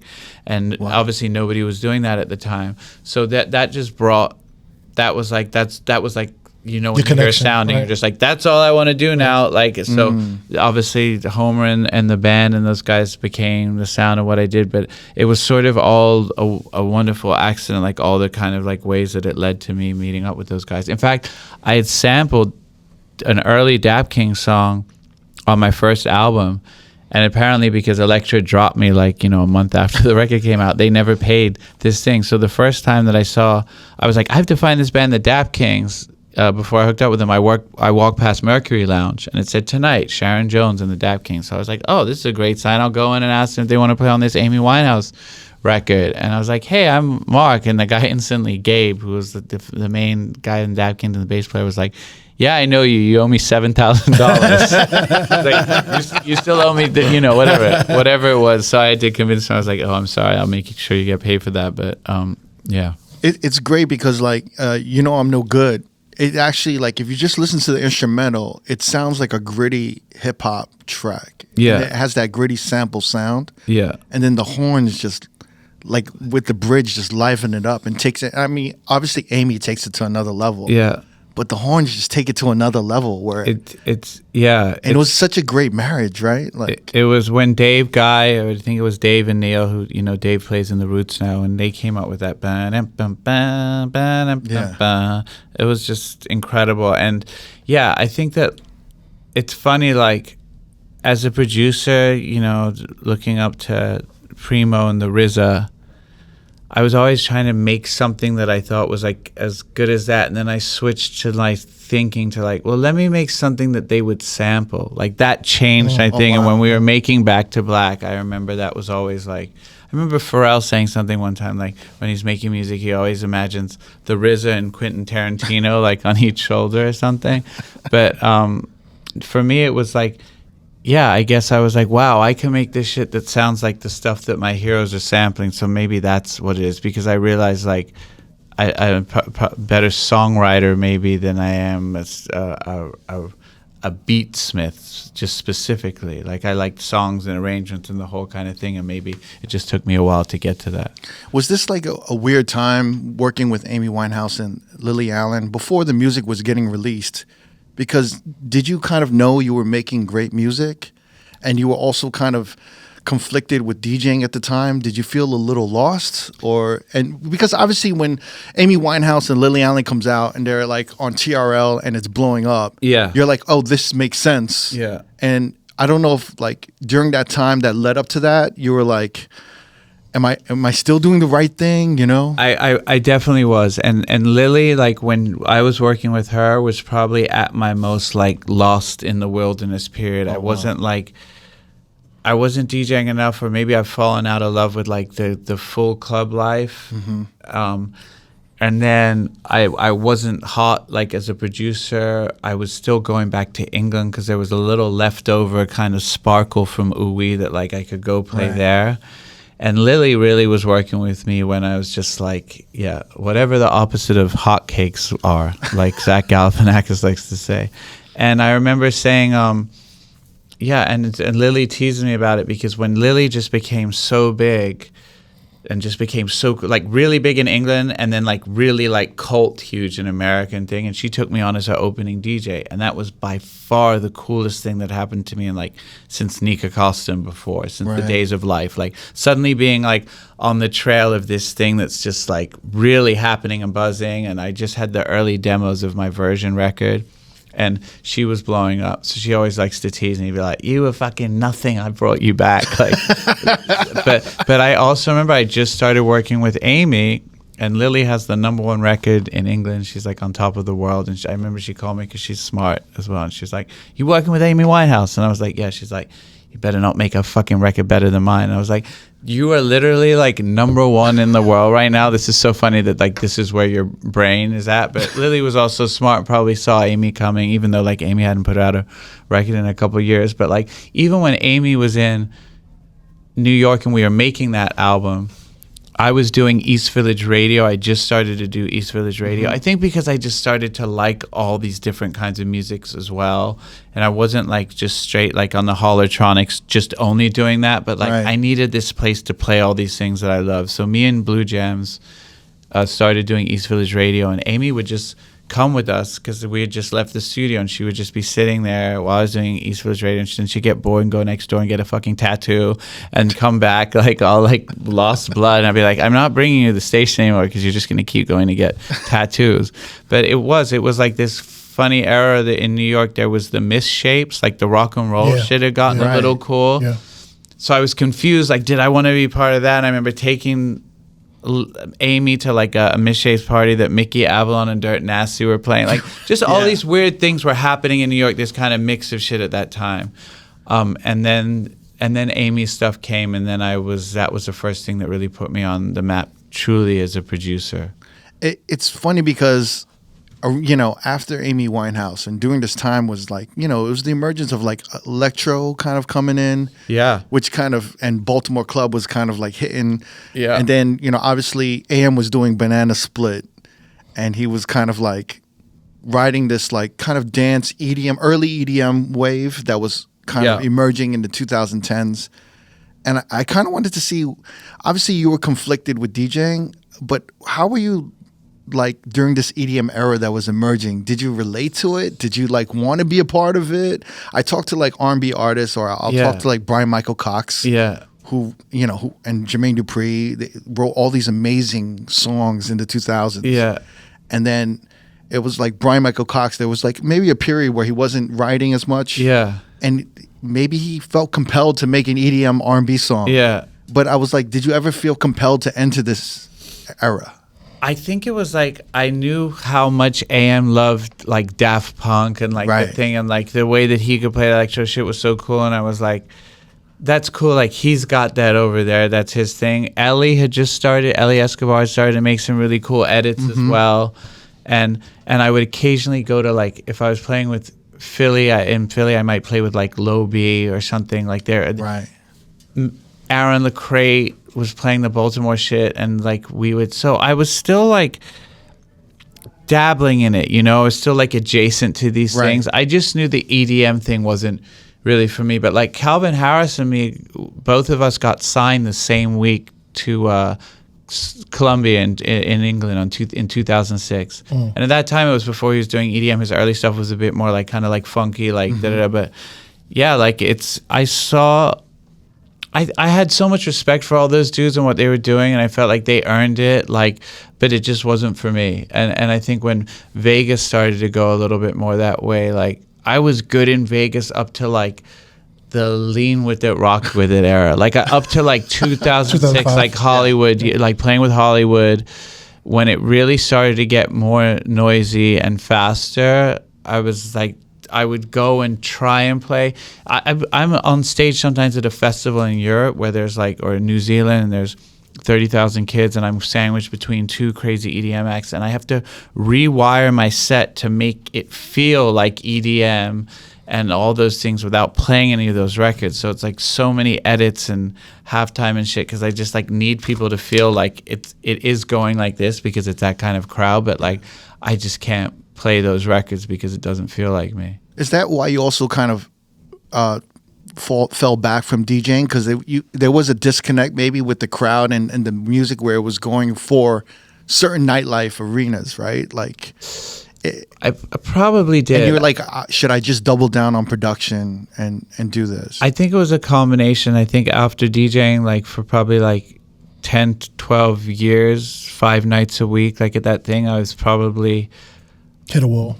I was probably like welcoming this other thing coming, and then and then like you step out of it for like 6 months, a year, and like 4 seasons of hot records go by, and you're suddenly like texting people a little bit like, what's going on? If you're not only was I DJing so much when I was really in it, like I was going out all the time and seeing other DJs, and that's so important. And like when you're just when you're like out of it, like now it's almost like a joke. Like I'm just like frantically like calling, like texting, like, whoever from like a Politic or Ellie or Rashad Hayes, and be like, what? It's like, just send me a screenshot of your Serato playlist. And then that doesn't make sense, because if you've never heard fucking like, this is going back a while, but if you've never seen Sheck West like go off in a club, like you don't know like where to play it, where to place it. You'll just listen and be like, oh, that's interesting. I think that's cool. Like unless you're in those things, like living those records, like you just can't dip in and out like that. So I think that like I was happy to play like when I had a new music out and go play a festival and do shit, but like I just was aware that I was like, I'm not as good as I used to be, and I don't want to force it. Like I'm not in it like I used to be. And it doesn't matter. It doesn't mean that I don't love it the same. Like that's the thing that kills. Like someone asked me like tomorrow, like, hey, can you DJ at the Box tomorrow? It's like this thing at 11. Like I'm just gonna say yes, and then I'm gonna go into a panic attack like later and figure out what to play. But it's the thing that I probably still love doing the most, but I just have like accept, and that's what I'm writing about in this book. Like this book is about like what you go through when you are like a 5 night a week, and that thing and that love, and also the fucking shit you have to eat and whatever else it is. So I love to be that guy. I mean, there might be a time where like, listen, it doesn't have to be 5 nights a week. It could be like 2 nights a week for like 3 months. When I'm on like the road and I'm doing that, like I feel like kind of like I got my legs back, but I still can't not do it because I just love it. It's funny because you spoke about like having like slight performance anxiety around Here Comes the Fuzz. Yeah. Like when you were doing shows. Right. But then it kind of translated to DJ gigs a little later. And I talk to a lot of DJs, and like I don't drink socially. Yeah. Like, I rarely drink, but when I work, I have to drink just to like bring the edge down a little bit. Yeah. But we all have that kind of anxiety where it's like the bigger you get, the more you think people expect of you. Yeah. And it's just like, well, I'm just playing records and I'm playing songs. No, after a while. It's so true. Well, also because I like to party and I drank and I took drugs as well. Like nothing crazy, but definitely partied. Like drinking while DJing became such a regular thing. Right. Like sometimes it's great because you want to get on the same plane as those people that are there. Right. You kind of get they look like they're having fun. And then sometimes, and sometimes I'm better because I'm like more creative because I'm taking a chance that I might. But I remember I started to do some big festivals in like 2017, and I was like, I had 18, I had a new record out. And I was like, I had like the first 8 minutes of the set really was like technically kind of involved. And I was like, I don't even want to risk like the tiniest chance I'm going to fuck this up. And I remember going on stage at a festival, I think it was in like Norway or something for the first time, like absolutely not like the little quick shot of tequila before going on the stage, but like stone cold sober.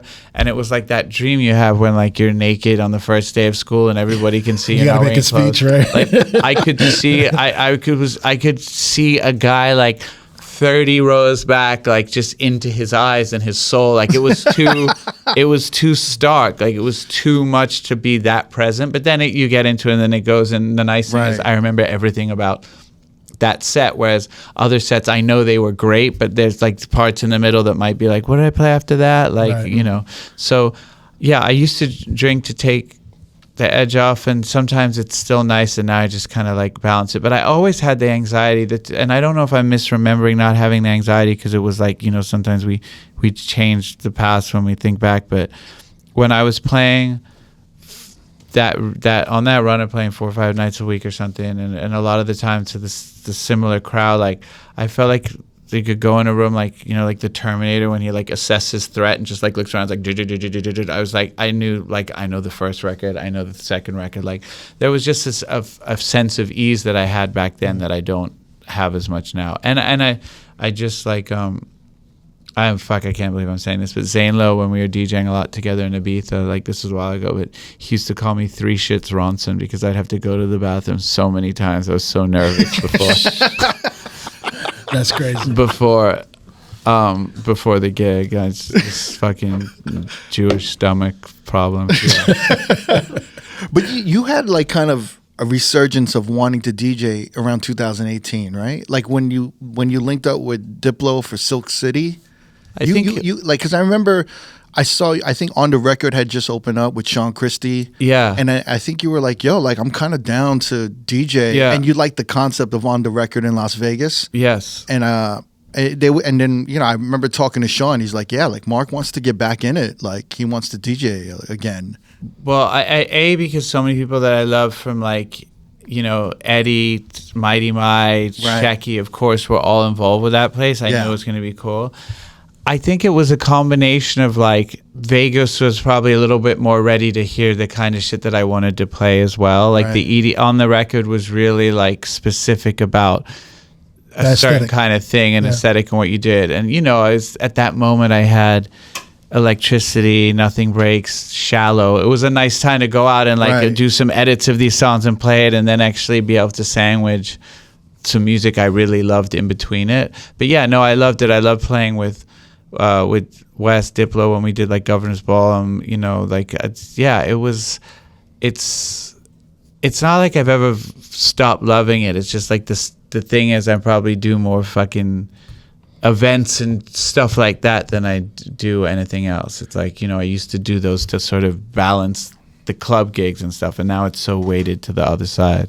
Yeah, sometimes when I think about DJing and I talk to like, you know, like some of the elder DJs, one of the biggest problems they just never want to let go is that ego. Of not being able to rock a room. So they keep doing it. It's almost like a high, or I don't know if it's an addiction to having that empowerment. Of knowing you could walk into a room and rock it. Or if you hear even a good DJ, you're kind of like, man, I could kind of do that. But I could, you know, I have these sensibilities and I could change it. But it's hard to let it go. And turn your back on it. So it's like, but I'm wondering for you, with the DJing and you kind of wanting to do it, and now like there's a resurgence of vinyl, and just like even with Rich Medina's like club in Miami, like Dante's Hi-Fi, and there's like all these, there's so many options for like you, Mark Ronson, to play whatever you want, and to even go back and play all these soul samples or whatever, or rock or anything.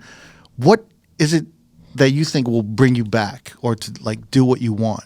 I think I need to do that. Like I need to sort of go back because it's fun to go on a sort of like headline set and, you know, play your records and play Valerie and whatever, Electricity. But like, yeah, playing one of those vinyl things. I think it's slightly terrifying too because like, I was like one of those last people that was still asking for turntables with Serato, like going around to like where they're like, you're in some club in Birmingham, England, and they're like taking these turntables that no one else has touched, and people are just thinking like, dude, you're not doing like scratch pickles. Why couldn't you have just used the CDJs, you know? Then I sort of like, I missed it, and then I tried to play back on Serato turntables. I was like, oh, this is fucking a little harder without all those buttons like right in front of you, even the Serato with turntables. But I want to get into, you know, I saw Anderson .Paak do the thing with Eddie recently. Right.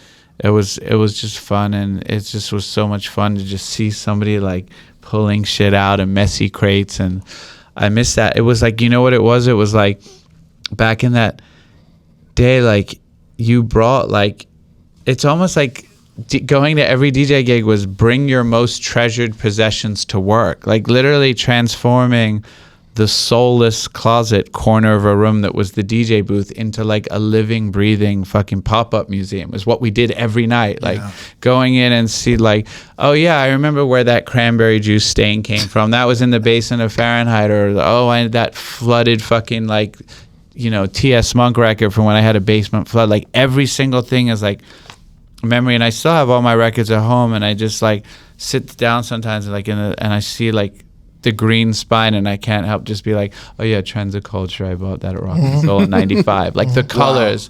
That's why I started writing this book actually a little bit too, because of when Blue Gems passed, I really started to think about, I was playing a celebration of his life with Eli Escobar at Le Ban, and started making me think of these stories, and it's crazy, and I know this is, I don't want to bring it up because it must be so much harder for you, but like I was getting to the rebar chapter in my book, and I was like, I'll call Evan in 2 weeks, you know, like never. And Paul Nice, a great DJ from Poughkeepsie who was really influential on me. That's another one. Scoop. There's a lot of people in this book that we all wish were still here. It's very strange because it wasn't a time that was that long ago, and these aren't people who are very old, you know? Yeah. Yeah. What I love about you and what I love about AM is that you really were like engulfed in the DJ community. So much to the fact that no matter how big you got, or no matter how many like puff parties or Oscar, Grammy, you know, after parties or supermodel parties you would still go back and do like a table 50, or you would just, I remember AM did like Eli Escobar's party at, was it Remington 150? Right. Oh, cool. Yeah, and it was just, he didn't want to get paid. Yeah. But AM was just fucking around doing Eli Escobar's party. Yeah. But I feel like you're kind of the same way, where you don't really, you know, I see so many DJs and they're like, oh, that's, you know, my rate is this. Right. And you're like, well, I can't afford them. Yeah. But they just don't, you and AM kind of see beyond that, where I don't know. Like, maybe you can explain more about it. I think if you just love it, you love it. And if you're like maybe fortunate enough that you've done well in something else, that you don't have to take the check at 151 or Rivington or whatever, like that's also a very lucky place to be. So I just, I love it. I think I DJ'd for free at my very first gig. It was a fucking some bar on the Upper East Side where like I had to bring all my turntables and all my equipment, and it was like a snowstorm blizzard night in New York. It's like literally all the cliches that you could say. And then I went like and got to a place where I made a lot of money, and then I'm all the way somehow back to DJing for free again. It's like, because now I just like, I want to do it, so I'm like, you don't have to pay me, like just fucking, I just want to come and play. So it's funny how that is, right? It's like the circle of life. Did you ever struggle like for money? Because I read some interview where like you, like when Puff first like kind of told you, I want you to do my party. Yeah. He put his number on $100 bill. Yeah. And then you framed the $100 bill. But then you mentioned that you needed money and you were hungry, and you took the $100 bill and got Joe's Pizza. I did. That's exactly what happened. I framed it over the time because at the time Bad Boy was put out so many great records, and it was like, one day I want to be a producer, and maybe one day I'll get to do a song with, Mace or whatever it was. But yeah, I mean, at that time, definitely until I was not good at saving money. Even, you know, this was probably 96, 97. There were weeks where I'd make like 200, 350 and cash for the whole week, and then by the time you pay rent, you fucking go out and shit. So yeah, I was never financially solvent. I was never out on the street, but I was just paying rent probably until like the early 2000s. Pretty young, I was not though. good at. You're pretty young. Yeah, I was 23, 24, and that's fine. You're not really thinking about like a savings account. I would have never thought that. I would have just thought no, like, you know, like everyone has assumptions, and everyone like all these DJs hate. And they think you're like living in a mansion. You know? No. I mean, listen. If I would never would have fully starved, I had to go to my mom and be like, hey, like, can you lend me $100? I don't want to break this Diddy belt. We can't even talk about him anymore. It's so crazy. but and even actually, I remember like being like 2009 after my second record kind of came out and tanked. Everything was like, you know, sometimes you like look at the bank balance and you're like, oh, I'm back down to $5,000 again. Like, what are we doing for next month? Wow. So yeah, I think I've had like some sort of ups and downs. I just always had faith to sort of like keep by. What was like the hardest time for you? Because like, you know, when you started working with Bruno Mars, right? And you had Locked Out of Heaven, Gorilla, Moonshine. It's like 2012. Yeah. Like I was always wondering how the EDM era kind of like, because it was so saturating the nightlife, you know, the scene.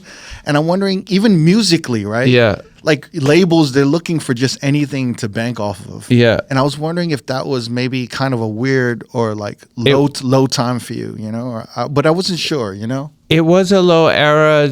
I sort of was okay in England because my album Version, the one with Valerie and everything, had done so well. But the record after it, with Bang Bang Bang and stuff, hadn't done as well. And I love that record. Thank you. That was great. Yeah. Bruno was a lifeline though. Like Bruno was definitely a lifeline because I didn't really have a lot going on. The fact that he had loved some of the stuff I did and brought me out like to work on Locked Out of Heaven. And there's like this sound in, because that's the closest we got to EDM. There's a sound in the chorus.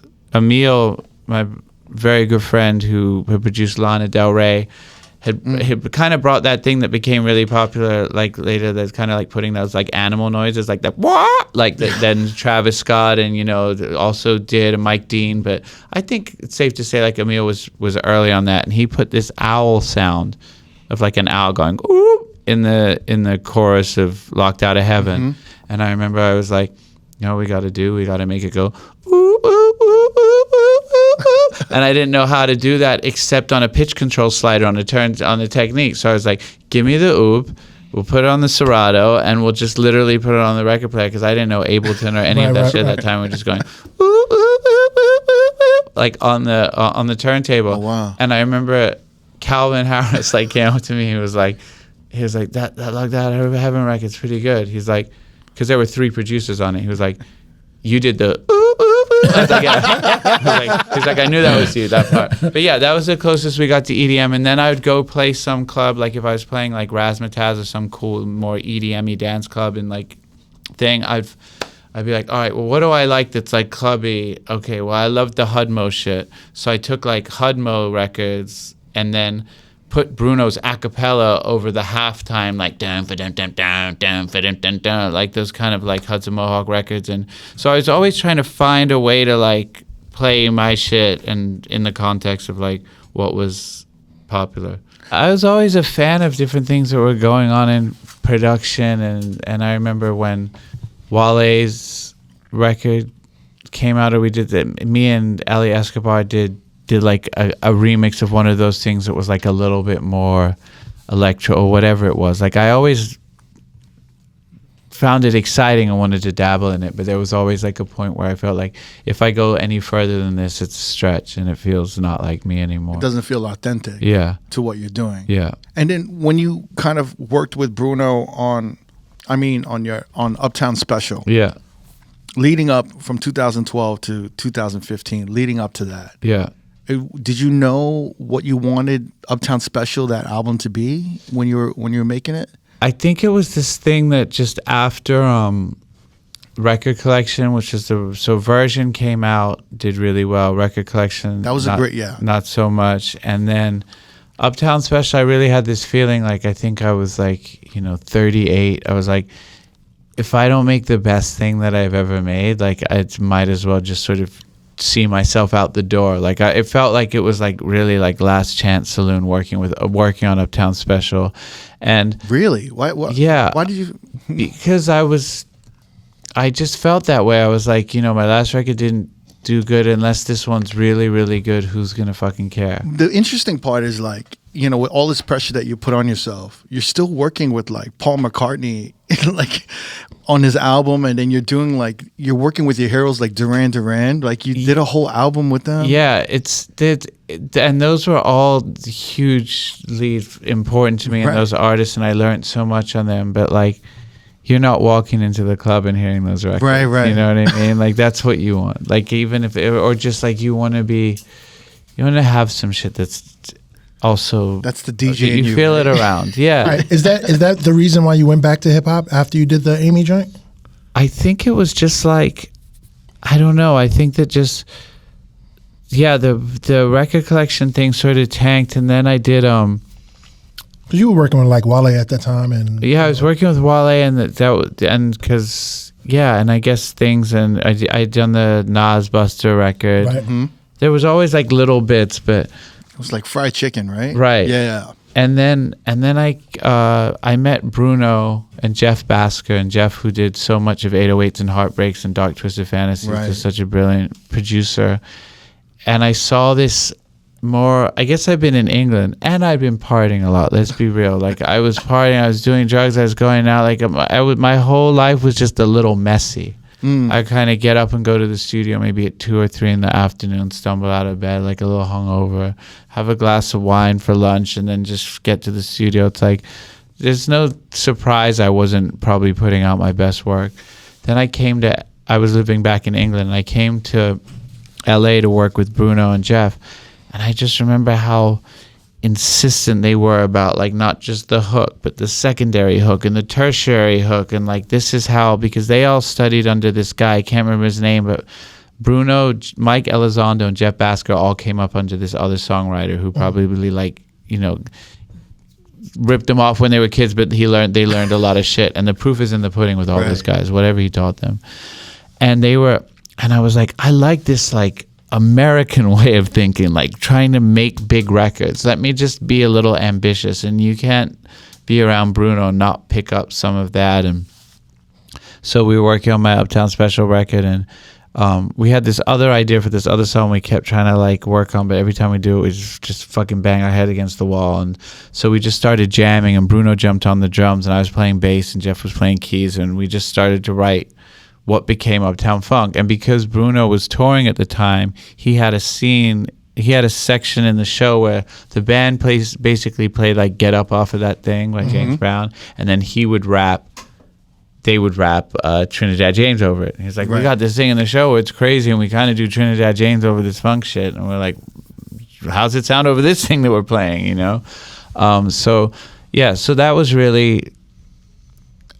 That was life-changing, that song and everything that came around it. And there's just not much else to say. Well, it kind of redefined Bruno Mars' sound as well. Like, he kind of started to completely embrace this, like, throwback sound. Right. And double down on this 80s R&B. Yeah. Kind of, like, where a whole album was, like, 24 Karat. 24K was devoted to, like, an 80s R&B kind of sound.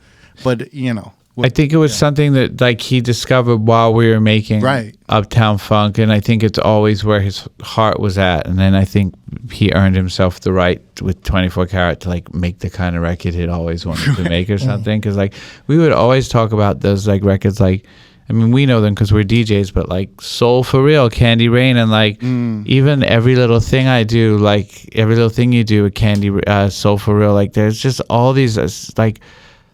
I don't even know if we got that deep on it when we talk about it, but like I think about like Horace Brown, Taste Your Love, and what was the one that Things We Do for Love, was that the Shy one? Gina Thompson. Right. It's incredible records in that era, so well written. 702, get it together. Like I was listening to 702 the other day, Stilo, and then it got to that point where it goes, "You stay on my mind," and I was like, "That's why for fucking 7 years I've been hearing that Diplo song, going, I swear I know that fucking thing." Like that just fucked me up so much. I was like, these are these songs I know so well. I have such a Mr. Blackberry Molasses, all the Aaliyah shit. Obviously, I have such a penchant for those records because I just love the R&B of that time, not just because we were playing it, but because it's the really, really fucking well-written songs, nice soulful chords with hip-hop, like schooly D drums or whatever it was, you know? So I don't know what the fuck we were talking about. No, but you know, it's funny on Uptown Special when it first dropped, and all the DJs had it. There was one record that every DJ loved. Right, the Mystical record. The Mystical record, which is the Feel Right record. Yeah. But it was one of those things, because of where hip hop and club music was. It was so different. We didn't know where to play it. But when we heard it, we all were like, "Yo, this Mystical is crazy." Yeah. But it was, when I listened to it then, and when I listen to it now, I was like, the genius to put Mystical over this record. Right. And then to know, like, he kind of like, if I was in the studio, I would have been like, this guy is over exceeding my expectations on his vocal performance on this record. Did you feel that way when you heard it? It was so crazy. So we were a little bit blocked writing Uptown Funk. We had that first verse that we wrote the first night. This here, that I got, like, it felt so good. And every time we tried to get back in the studio, it never had that magic spontaneity feel. So we were like, I was down in Memphis making my album. And what led you down there? I decided, this was one of like Jeff Basker's crazy 2 a.m. ideas. He's like, we've got to take a road trip. It sounds like the Blues Brothers or some shit, from New Orleans and drive up to Chicago and see the migration and how R&B and blues and gospel music like became what it did. Oh, man, that's amazing. So we went to New Orleans, we went to Jackson, Mississippi, we went to Little Rock and Chicago and some places in between. And we were like, let's go find some singers. Wow. That's why that line is in there, Jackson, Mississippi, because like we had just gone to Jackson. Bruno's like, anytime you have a chance to say Jackson and Mississippi in a song, you have to. It sounds so fucking cool. And going through Baton Rouge, I wanted to find Mystical. I was such a fan. I loved that record. He had done that one James Brown-ish kind of record. Bumping against the floor? No, like a the second line joint? Is it Bouncing Back? Bouncing Back, yeah. It was not. No, it was like a record that only DJs knew, that was from like only a year or two before, and it was like a really fast, like oh man, did you hear that, Helen? He's tearing it up, that fella. I'd love to get a hand on the acapella. I can't remember. There was something like that was sort of had this very James Brown vibe to it. So we were driving, and I was like, I have to find KLC. Like, we had just left New Orleans. Someone was like, gotta find KLC and Mystical. I know I want to put him on this record somewhere. We invited Mystical to Memphis to hopefully help us write Uptown Funk, because we had writer's block. And like, I was in the studio, like, tweaking a snare drum or whatever the fuck I was doing on Pro Tools, and like I heard a party coming from like down the hallways, and I was like, when it's like literally like the movie where it's like smoke coming under the door before you open the door, and you open, it's just like everyone's like, yeah, and I was like, and it was like Mystical, Bruno, and Phil in there, and they had the instrumental to Feel Right, because that was something that I had recorded with the Daptone guys like a week before. And they were just doing something totally different. They were just writing a brand new song because they had heard this, and they're like, this is what we're doing now. And Bruno, I think, had come up with the hook, and they're like, this is where we're at. Mystical did the first verse. And I was like, this is incredible. Like, this is not obviously what we asked you to come here for, but this is wonderful. Yeah. So you were like, I'm gonna put that out. yeah. I was like, we have to finish this too. Like those and Mystical, you know. Wait, so what did Mystical end up helping Uptown Funk? No, he didn't in the end. We just did that song instead. But you just unlocked that writer's block. Yeah. Did that really unlock it, kind of? Did it open it up, or? On Uptown Funk? Yeah. No, I think on that trip, like, Bruno was there for like 4 days, and we probably got like 3 lines. You know, like, it really was like pulling teeth, because our standards were really high for what we wanted it to be. just because it started off on such a high note. We just so I think it took a little bit longer. I don't know what happened, but it was really when Bruno and Phil came up with the do do do do do do. It kind of gelled everything, because then we suddenly had a hook, and we didn't need to like have a chorus hook like this. That became the hook, and then we could just have fun writing the rest of it. Wow. When you finished that song and you finished the album, was that an easy sell to the labels and for distribution, or? No, actually, like, I remember even up to the last minute, like, someone from the label was like, do you want to call it Uptown Funk? It's kind of like putting the word funk in the title. It could be like kind of corny. And then my English label, because I'm signed to England and they license it to America, the English label I'm supposed to really be focusing, we're just like, this might work in America, but this is never going to work here. Oh, wow. So, and it was like, I remember sitting trying to like make an edit that got it down from like 4:15 or whatever to like 3:20. And I couldn't really, I couldn't figure it out. And I was like, fuck it. So like everything about that record, like it's live musicians. It's 4.5 minutes. It's like, there's nothing like it that sounds, and it could have just gone the other way. But, I think that's also why it stood out so much, probably. Right. Yeah. It got you in the Super Bowl too, right? Got me in the Super Bowl, granted with pre-recorded scratches. Is that, yeah? I was wondering. Yeah, but I mean, that is the hardest thing, honestly, because nobody performs live at the Super Bowl like the vocals are live and then every single other instrument, because they're literally wheeling you on in 30 seconds. Right. You have no time. So honestly, like, miming a scratch exactly how you did it is like one of the craziest, weirdest things. Like, it's much easier to mime like a bass line or something, because it's just something like, and then you just like, your head starts going like, are you sure you did the transform second, or did you do the transform third? Like, nobody's gonna be watching. Nobody fucking cares. Everybody's watching Bruno Mars and Beyonce. No one's looking at your hands, you asshole.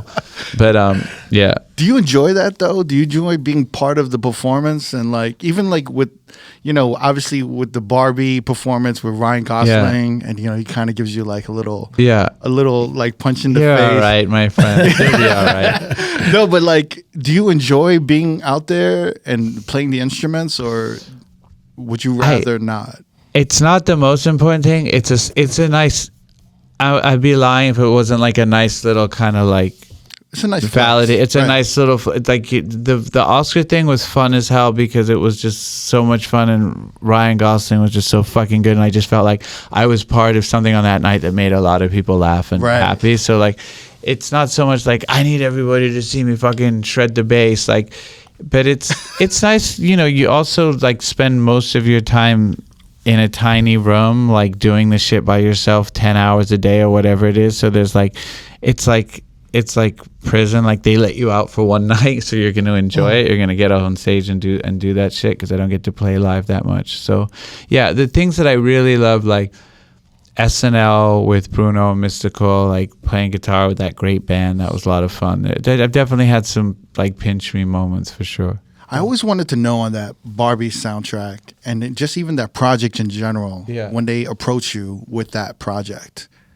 And, you know, I heard about the Dance the Night with Dua Lipa. Yeah. I heard like you had to rewrite it once you saw the footage, and you guys wrote it in like half an hour or something crazy. No, we wrote it. It really took a long time with that, but we wrote it, and we wrote this cool song that was like a bit more like a Dua. You know, Dua's songs are like kind of anthems, but they're like empowerment. Right. So sometimes she's like, sounds like she's going to put like, you know, a 7-inch black rubber boot through the thing when she's singing. And so we had a song that was a bit more like with that aggression. And then we were really psyched about it. And then we were like, put it against the screen. We were like, all right, now let's watch it with the movie. And then we were like, oh. Like, because it's just like Margot Robbie in gold sequins, and she's like, looks amazing. She's having the best day ever. And you're like, oh God, like, well, you could believe that they're just dancing to a Dua Lipa banger that maybe that they just like, even though it has nothing to do with what's going on. But I think it's better that we rewrite this whole song. So you're the one that was like, we should rewrite this. Dua as well. Like, we all just kind of saw it. We were just like, we need to write this in a way that still like honors Dua's sensibility as an artist, but like it really fits this scene. There was no other place where they could have placed that song, or maybe at the end credit or something like that? I had already written the instrumental, and they had choreographed the whole dance scene to it. So we essentially were like writing the song on top of an instrumental that was already like set in stone in the film. Gotcha. So gotcha. Yeah. So like when throughout the film, it's almost like a musical with all the music. Yeah. And you executive produce everything. Were you planting where the music sequences would, or they were like, we need a song here, and you need to write for this scene and this scene and this scene? And when you have a project like that, are you intimidated, or does it give you a platform to just do what you want to do? I mean, it was so much fun because Greta Gerwig, the director, knew so much, like exactly where she wanted music, because she has almost like her brain works almost like a musical. Yeah. And so when I came in, she only wanted 2 songs. She was like, I think I'm, just 2 songs and there'll be score. I need a song that's for this big dance number, and then we're going to need this song that's about Ken. There was no thing that Ryan Gosling was going to sing in the movie. They were just like, can you just have a song, somebody sings a song about Ken staying? And then I got the idea, like, I'm just Ken, anywhere else I'll be a 10. I was like, that's kind of funny. Like, let's write a song around that. And then she heard the demo and she's like, I played it for Ryan. He wants to sing this song in the film. And then that was just so fucking cool. Did you not know about his background with singing and stuff? I knew he could sing, yeah, and everything. But I was just like, wow, this is going to be a different thing with him singing it as opposed to like somebody cool singing on the end credits. Like, right. And then when Billy and Phineas wrote that What Was I Made For song, like that just was like, felt like another, like giving the movie like its own heart, or the Barbie character. Mm-hmm. And then we knew that we had to do something with Nikki, absolutely, because you can't make a Barbie film and not have her involved. And smart man. Yeah, we also wanted to flip Barbie Girl somehow, and then that just sort of happened that both of those ideas together were like those were like the 2 main problems you had to solve. Like, what do we do about Barbie Girl, and then how do we make sure Nikki's on here? And they just kind of became the same thing. Is there a big like time constraint? Is there like a lot of pressure to like, obviously, you're following the studio. Yeah. And is there the pressure? Is the time constraint the biggest problem when you're dealing with something like that, or? Yeah, I think like luckily I just moved back to New York, and I think I left LA because I was just burnt on LA, and LA is just so where all the music gets made these days, or 80%, and I was almost like, even if I'm working on leaving a lot of work on the table, and I'll just go back to New York, and maybe I won't work on music as much anymore, and I'll just write this book about DJing in the 90s. And so in some weird way, it was lucky that I had nothing else planned on that time, because that movie just took over my whole life. Because me and Andrew, my songwriting and scoring partner, we scored the movie. Then I had to oversee the soundtrack. We produced and wrote a bunch of songs on it. Like, there was like, it was like the old days, like going back to the studio, like to play Ice Spice and Riot, like a scene from the film at midnight. Like I had, like I was like in pajamas in bed, and like they'd like text me like on the way to the studio, like, so like it did become like a full-time job, that thing. But I also loved the movie so much, and Greta's vision was so much fun. I was like totally down for it. Yeah, I was wondering if like when you do music projects, does it become so draining and overwhelming that you kind of have to do something completely different after and like clear your mind a little? Because it's like, I know like you had a pretty like busy couple years. You had like Uptown Special, and then you had like Stars Born, where you did like Shallow with Lady Gaga, and then you had Silk City. And then, like, obviously after the pandemic, you made this great documentary. I love this documentary. What was that, the Apple Joint? Watch the Sound on Apple TV. Yeah, I did like that. That was so great. I did like that, yeah. Like, I loved how you broke everything down with the episodes and the sounds and auto-tune to, like, sampling and, like, reverb. But awesome. Do you feel like you have to take these breaks, like, right after Barbie, you're kind of, like, going into, like your book, and then after all this music and the pandemic, you go into like a documentary series. I love just how you just kind of follow your heart along the way. I do, like, probably sometimes like to a fault. Like I think I love shit and I take on too much shit, and then I'm like, damn, I should. But now, like this year, I don't have a record that was like Barbie or whatever it is, because I like instantly went into something else. But I think that's just my own fucking paranoia, that like I'm always like, I'm only 3 days away from, waking up in a trailer in Utica or whatever the fuck it is. Like, those are just my own weird paranoid thoughts. But I think that I'm so lucky to, like, still get... Being a producer is kind of almost the best job because, like, yes, of course, there's parts about it that are very, like, young person's energy, right? But, like, you're not gonna, like... you can't say like, oh, that person's too old to produce. Like, you can be too old to be a pop star. So like I constantly get to work with like young artists and find so invigorating. It's like a little bit like a fountain of youth. So right. That would get you excited now. Yeah, and I don't want to stop making records for a while, like until they sort of like, pry me out of the studio and be like, all right, you're done, old man. So I think like in a way when I came back here, I did think like I was probably like had anxiety. I was like, well, I should let myself out before they kick me out. Like I've had a good run in this thing. I'm 45, like whatever age I was when we did the Barbie shit. And I'm like, maybe I'll just back out of pop music in some respectable manner. But I just like, I still love this shit. I still love making records. And yeah. I feel like there's also like this resurgence of pop music and like dance music, and there's all these artists that female vocalists. Yeah, definitely. And you work so well with female artists. Right. I feel like there's like a resurgence of all these great female artists like Chaperone. Yeah. You just did a remix for Sabrina Carpenter. Yeah. That sounds great. Thanks. Are you kind of like re-inspired when you see all these new artists?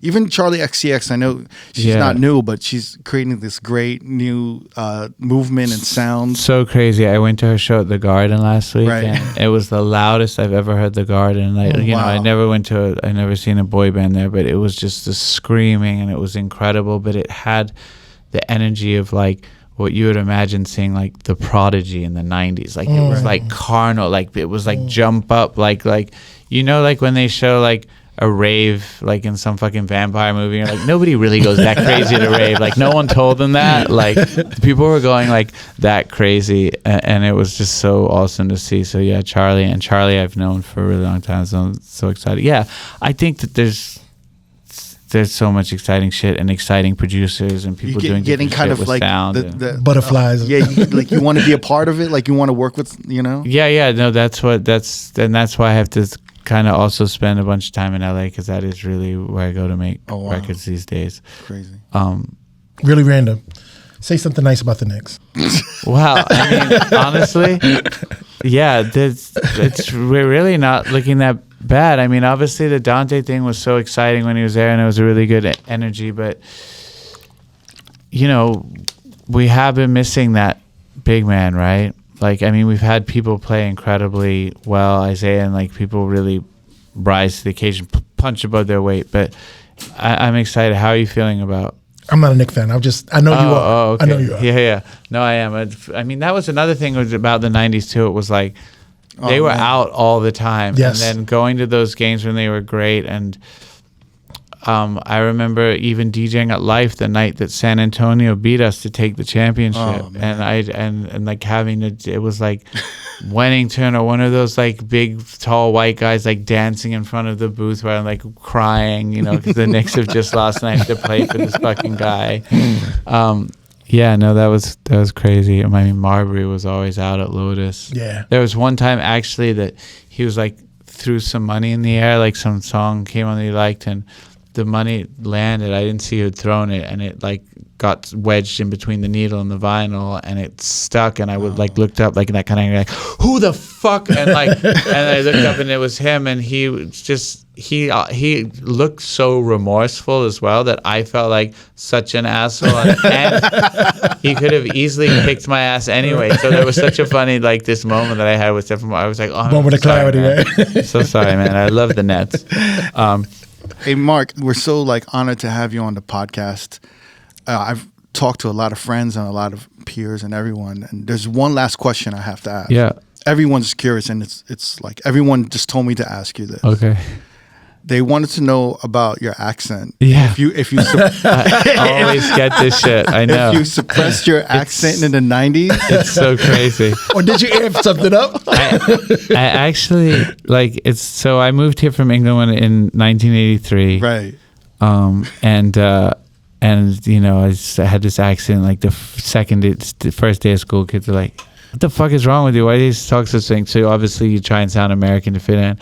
And then I would go back to England to see my friends, like, you know, a couple of months later, and they'd be like, why do you sound like a Yank already, mate? Like, right. You know, so I was like, oh, I was 8 years old. I've realized that, like, this is, I guess what it was is it would change so much, and I would try and fit in, and who even knows, and then it just became this weird fucking mix where I sounded like I was from Boston or something. But the craziest shit to me is, like, I've seen some footage of myself, like, when I'm on TV, like in England, like in the mid 2010s when I was living there, and I sound like fucking Oliver Twist, mate. Like, no. I was like, wow, I really went far with it. So I remember that's why, like, when I would come back, some of my like some of the American friends, or like people like even my buddy James Cruz, who like worked at Violator, they'd all just be like, why the fuck do you speak like that now? They'd have to be like, no, I am English, like that's the thing. But it, like, you know, it's made me some people, like, I talked to Rosenberg about it too. He's always just like, yeah, I just used to think like, nice guy, but what a douchebag. Like I know that accent, there's nothing worse than like sort of makes you feel more fake than like switching up how you talk depending on where you live. It's like early code switching, right? Yeah, but it was that's just my thing, and I used to hate it, and now I'm just like, my brain no longer has control over it. And hopefully I just speak somewhat like this for the rest of my life. Mark, thank you for coming through, and we're looking forward. We're looking forward to the book. To the book, definitely. Honestly, like, speaking for Neva, rest in peace. He would have just loved you on here. And, thank you for coming through, man. I love that, and thank you for this podcast, because it's like, it is one of the things that still makes me feel in touch with it. And like, even like one that, like the Camilo one, like I just love, because I just like like it makes me like feel like I'm in those clubs again, and like bouncing around from different state to state, trying to fucking remember texting the local DJs like, what's popping here? Like, it's just the best. Oh, man. Thanks, Mark Ronson. Thank you. If you want to watch more episodes from R.O.A.D Podcast, click either links on the left or the right. Don't forget to subscribe to our YouTube page and get updated on new uploads throughout the week. Peace.